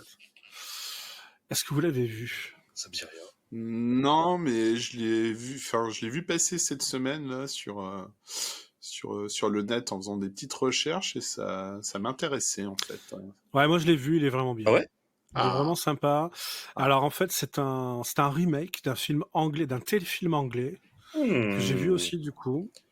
Alors j'ai préféré le téléfilm anglais, même s'il est très vieux et que finalement il est voilà, il est un peu passé quoi, mais j'avais beaucoup aimé le téléfilm anglais, mais finalement le remake est plutôt pas trop mal et voilà quoi. Moi je vous le conseille, je le mettrai dans le top 10 quand même parce qu'il est Ah vraiment cool. bien. Ouais. Ouais. Ok. Ah, j'avais bien envie de le voir. Bon bah là tu me donnes définitivement envie. Hein. Megan, la petite poupée. La poupée qui fait peur. Je sais pas c'est quoi, mais je suis sûr que c'est un film Blumhouse. C'est un film Blumhouse. Je crois pas. Et non. Alors moi je dirais c'est un bon film Blumhouse parce que moi j'ai vraiment bien aimé et je le mettrais bien dans le top 10 moi, Megan. Ah ouais? Je trouvais que c'était un bon film. Bah, il a Ouais, d'excellentes critiques. Moi, je l'ai pas vu, mais je te fais confiance. Ah, moi j'ai vraiment beaucoup apprécié, hein. Franchement. Sérieux? C'était... C'est quoi, Ah ouais, c'est quoi le pitch? De mémoire, c'est une petite fille qui... Oh là là, attends, je suis en train de réfléchir. Hein. Parce que je l'ai vu il y a quand même, je sais pas, au moins 3-4 mois, un truc comme ça.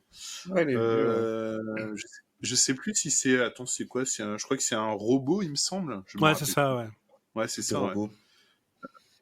C'est pour pas qu'elle se retrouve trop seule, finalement, il lui achète un robot, je sais pas quoi. Je me rappelle plus, en fait, quoi, de l'histoire de C'est base. le film IA, mais en version glauque. C'est ça, en version un peu horreur, en fait, quoi. Ok. Voilà. Non, mais après, ouais, je me rappelle plus dans le détail, mais en tout cas, sur le moment, j'ai trouvé ça vachement cool, en fait, quoi. Voilà. Après, c'est pas un chef-d'œuvre, mais en fait, ça aurait pu être vraiment un navet ou une bouse, et finalement, moi, j'ai trouvé que c'était vraiment plutôt un bon film, en fait. C'était bien foutu, quoi. Ok, bah, je te fais confiance.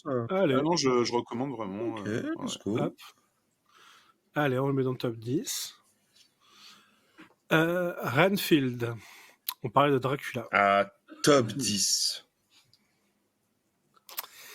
Alors, c'est encore une comédie horrifique. Hein. Moi, j'avoue que je suis pas le public cible, mais Moi non plus. C'est pour ça que je l'ai pas vu. je l'ai pas vu du coup. Mais Quentin l'a vu et tu as beaucoup Eh aimé. ben, c'est une comédie horrifique, mais qui passe pas par le côté un peu bouffe de la comédie horrifique. J'ai beaucoup aimé. En plus, il y a Nicolas Hoult dans X-Men et bien sûr Mad Max, Fury Road. Et surtout, on a Nicolas Cage qui cabotine comme Jaja. Et il y a Awkwafina aussi qui fait qui a du coup le rôle de la pote de Renfield. Et c'est plutôt pas mal et ça rentre en plus le mythe de Dracula dans une autre dynamique. Moi j'ai beaucoup aimé. C'était très rigolo mais pas bouffe. Il y a vraiment des petits côtés assez rigolos, plutôt poussés. J'ai bien aimé. Et puis en fait il y a des grosses scènes. C'est plus une action comédie parce qu'il y a énormément de scènes d'action bagarre et elles sont juste dingos. Si vous l'avez pas vu, au moins pour les scènes d'action, c'est vraiment drôle. Et ouais. Mais du coup, là, d'après ce que tu dis, ça fait pas peur, quoi. C'est pas Alors, ça fait pas peur. Cependant, les moments avec Dracula, enfin, on a un vrai Dracula et un Nicolas Cage qui est à balle, tu vois. Il est en roue libre, mais ça passe clairement. Il fait Dracula, mais il en rajoute des tonnes, mais ça passe de ouf. Et c'est un très bon Dracula. Sur le coup, c'est un très très bon Dracula.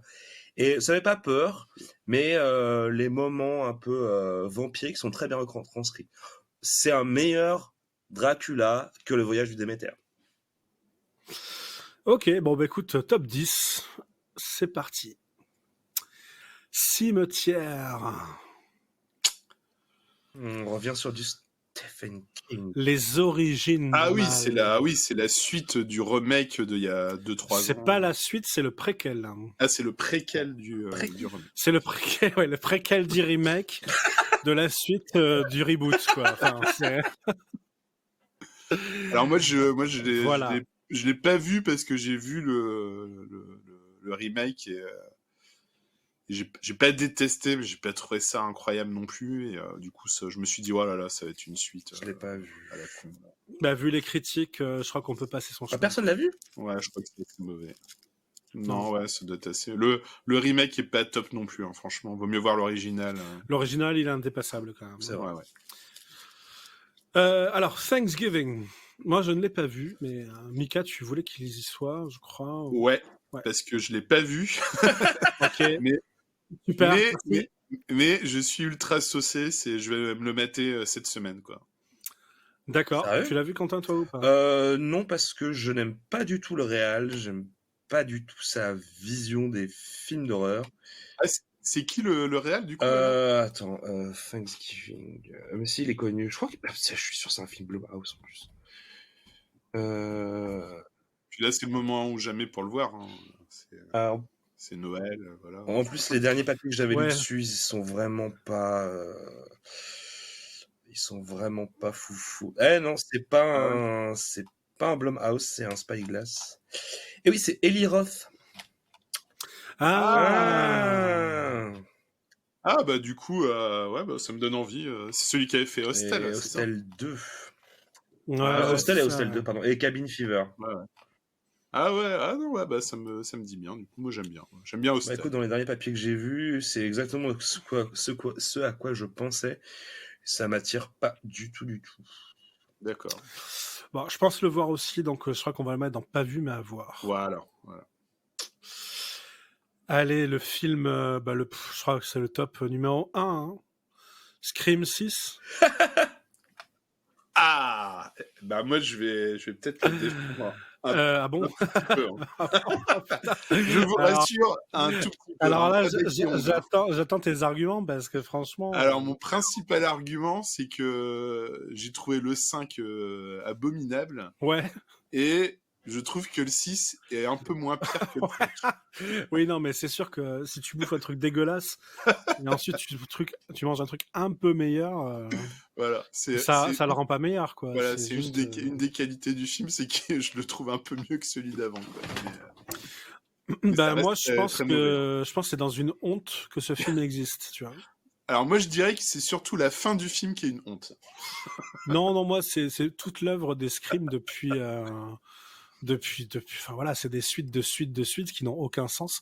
Enfin, honnêtement, si tu réfléchis 2 secondes au scénar depuis le 1, mais ça n'a aucun sens. Ah ouais, non, Ils sont tous devenus des serial killers à un moment ou à un autre. À un moment, c'est le cousin de la nièce du beau-frère qui devient le tueur. Enfin, c'est absurde, ça n'a. Ouais. Non, on est d'accord, c'est vraiment absurde. Alors, c'est une honte, quoi. Il faut qu'ils arrêtent, d'ailleurs. Scream, c'est fini, quoi. Bah, je crois qu'ils arrêtent pas du tout, hein, parce que je crois qu'ils ont... Ah oui, non, ils veulent faire Scream 7. Ils veulent faire Scream 7. Ça y est, c'est dans les tuyaux. Hein. Ouais. Non, mais enfin, pour moi, c'est une honte. Qu'est-ce que vous en pensez? Je dirais que le seul point positif du film, c'est qu'il y a Jenna Ortega dedans. Ouais, mais là, tu vois aussi, Jenna Ortega, elle est partout, et du coup, moi, j'en ai marre de la voir, en fait. Oh.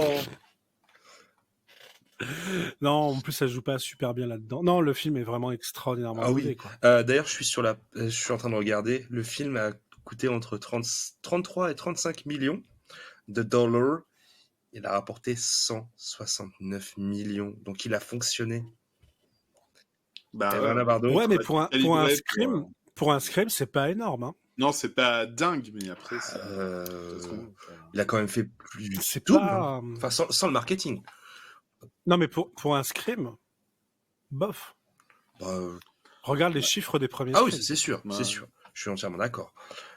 Mais bon, ça fonctionne. De toute façon, ça va forcément toujours un peu fonctionner parce que c'est calibré pour les ados. Bah, c'est ça. Ouais, enfin, Non, pour- le message qu'il a envoyé à la prod, c'est bah j'ai fait plus que mon budget initial, donc let's go pour Scream Ah 7, oui. 8, 9, Ah oui, 10. mais ça, c'est évident, c'est évident. Mais, Mais non, pour moi, c'est une on honte. peut le mettre dans une honte. Mettez-le dans la honte. Le shame. Skinamarink, The House. Est-ce que vous l'avez vu? The House. Non, mais c'est dans ma liste. C'est dans ma liste. Ouais, The House, c'est le nom français, eh oui. Le nom original, c'est Skinamarink. C'est un film totalement expérimental.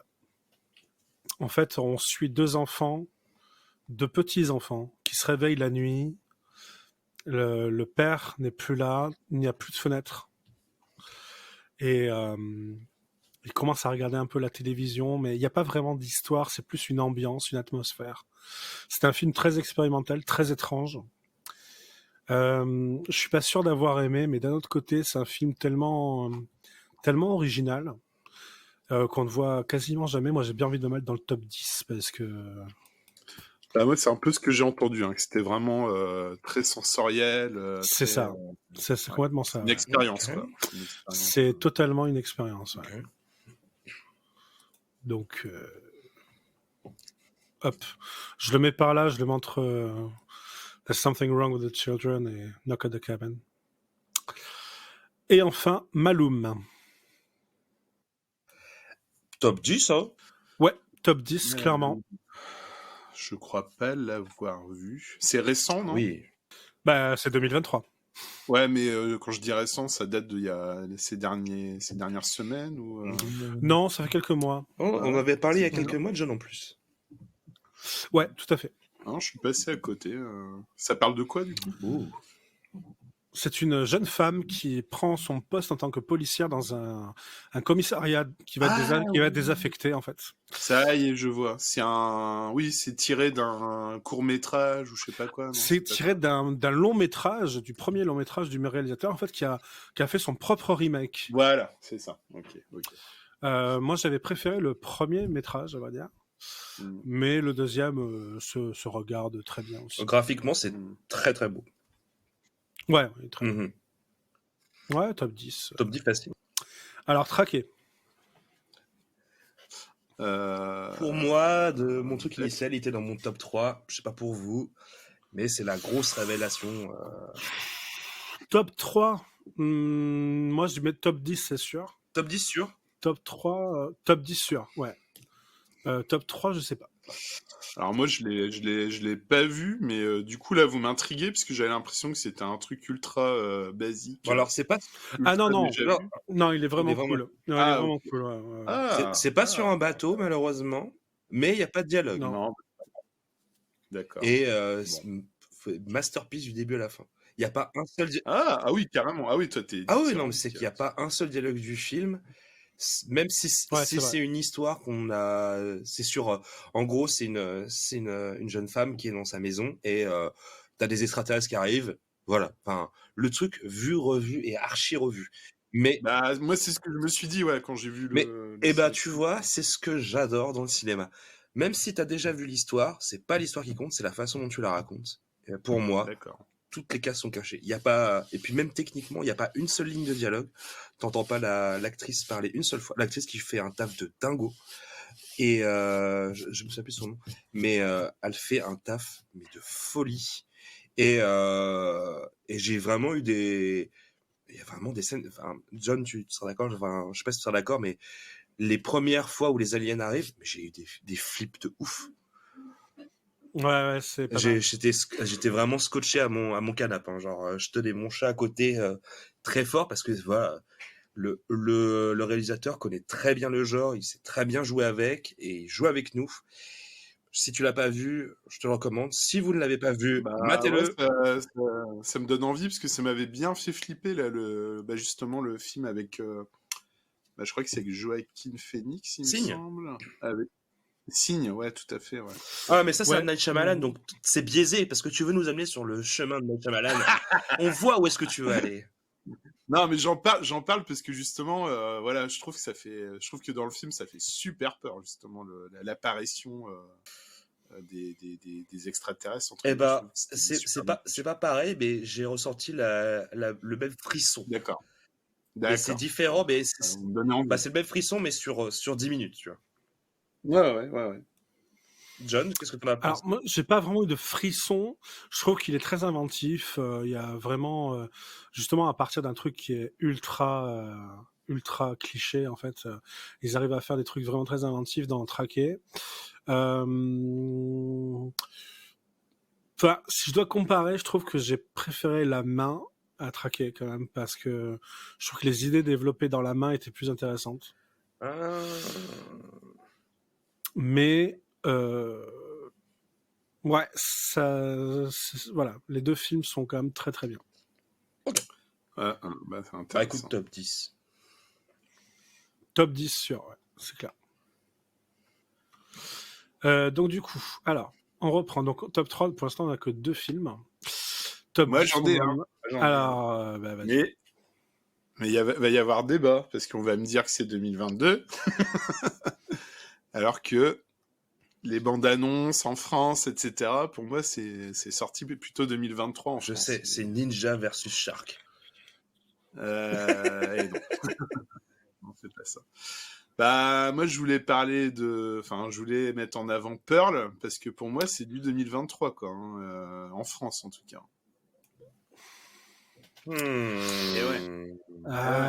C'est un film de 2022 quand même. Bah ouais, mais sorti en 2023, hein. On est en France, hein, messieurs, on n'est pas aux États-Unis. Hein. Regardons les internets. Voilà. Bah non, tu vois, je tape Pearl, c'est marqué 2022, tu vois. Bah, moi, je vois VF, trailer, machin, 2023. Donc, bon, Ah oui, voilà. mais non, mais attends, on peut pas tout mélanger, quoi. C'est possible. Ouais, Et pourtant, Bah ouais, mais pourtant, le podcast n'existait pas en 2022. pourtant, j'adore Pearl. Hein, Voilà, du coup, on n'a pas pu parler de Pearl. Il faut se donner des règles, tu vois. Ah ouais. Bon, il y a déjà Miyagot dans le top 1 avec Infinity Pool. C'est déjà pas mal. Voilà. C'était déjà pas Ouais, mais mal. moi, je voulais la mettre 2 fois dans le top 3. Ok, je comprends. Ça vaut le coup. Bon, bref. Bon, bah, en tout cas, il serait même mon top 1 si on était en 2022, mais en 2023. Ça veut dire qu'il faut remonter un film du top 10 dans le top 3 ? Ouais. Bon, ça se joue entre La Main et Traqué, quoi. Moi, j'avais mis La Main initialement. J'aurais mis La Main, moi. J'aurais mis La Main également. Eh ben, j'aurais pas mis La Main. Oh. Mais Putain, le mec, il a pas aimé Hellraiser. Il veut pas mettre La Main dans le top 3, quoi, franchement. ah non, mais je vois, mais je vois. Tu as Traqué, c'est le premier du top 10, tu vois, donc c'est quand même pas mal. Ouais, c'est bon, bien, allez, c'est là, va pour La Main. Va pour La Main. Alors, top 10, on a 1, 2, 3, 4, 5, 6, 7, 8. Il nous manque 2 films pour le top 10. Est-ce qu'on passe Evil Dead et The Eternal Daughter en top 10 Evil Dead, ouais, dans le top 10, parce que Ouais, c'est le mérite. déconnant. C'est pas déconnant. Donc, on a 9 films. Et ensuite, c'était Eternal Daughter dans la suite. Eternal Daughter, je suis pas... Bon, pour de l'horreur, je suis pas très saucé. Ou alors, c'est Insidious Red Door. C'est compliqué parce que Eternal Daughter, c'est plus... c'est pas vraiment de l'horreur, mais c'est plus une ambiance. Voilà, ça diffuse une ambiance certaine, mais pas en tout cas pas horrifique. Ce que ferait un peu mieux Insidious, par exemple. Ouais, c'est vrai. Même si c'est pas horrifique à souhait, mais plus popcorn. Eh ben, on peut mettre... Après, c'est vrai que Tilda Swinton fait une sacrée performance. De ouf. Enfin, c'est rare de voir Tilda Swinton qui ne fait pas une bonne performance. Aussi. C'est vrai. Top 10, ça va être quand même des bons films. Bah, en fait, ouais, bon, comme vous voulez. On peut mettre Eternal Daughter ou Insidious. Bon, je voterais pour Insidious, mais juste pour la forme. Et bah, c'est fait. on a notre top 3, top 10 et nous avons fini donc cette tier list des films 2023. Non, Eh bien, merci beaucoup messieurs pour ce podcast qui a duré un peu plus longtemps que prévu ou que d'habitude en tout cas. Et C'était notre cadeau de Noël. C'était notre cadeau de Noël, exactement. On se retrouve le mois prochain. À très bientôt. Salut. À plus. Au revoir, à plus tard.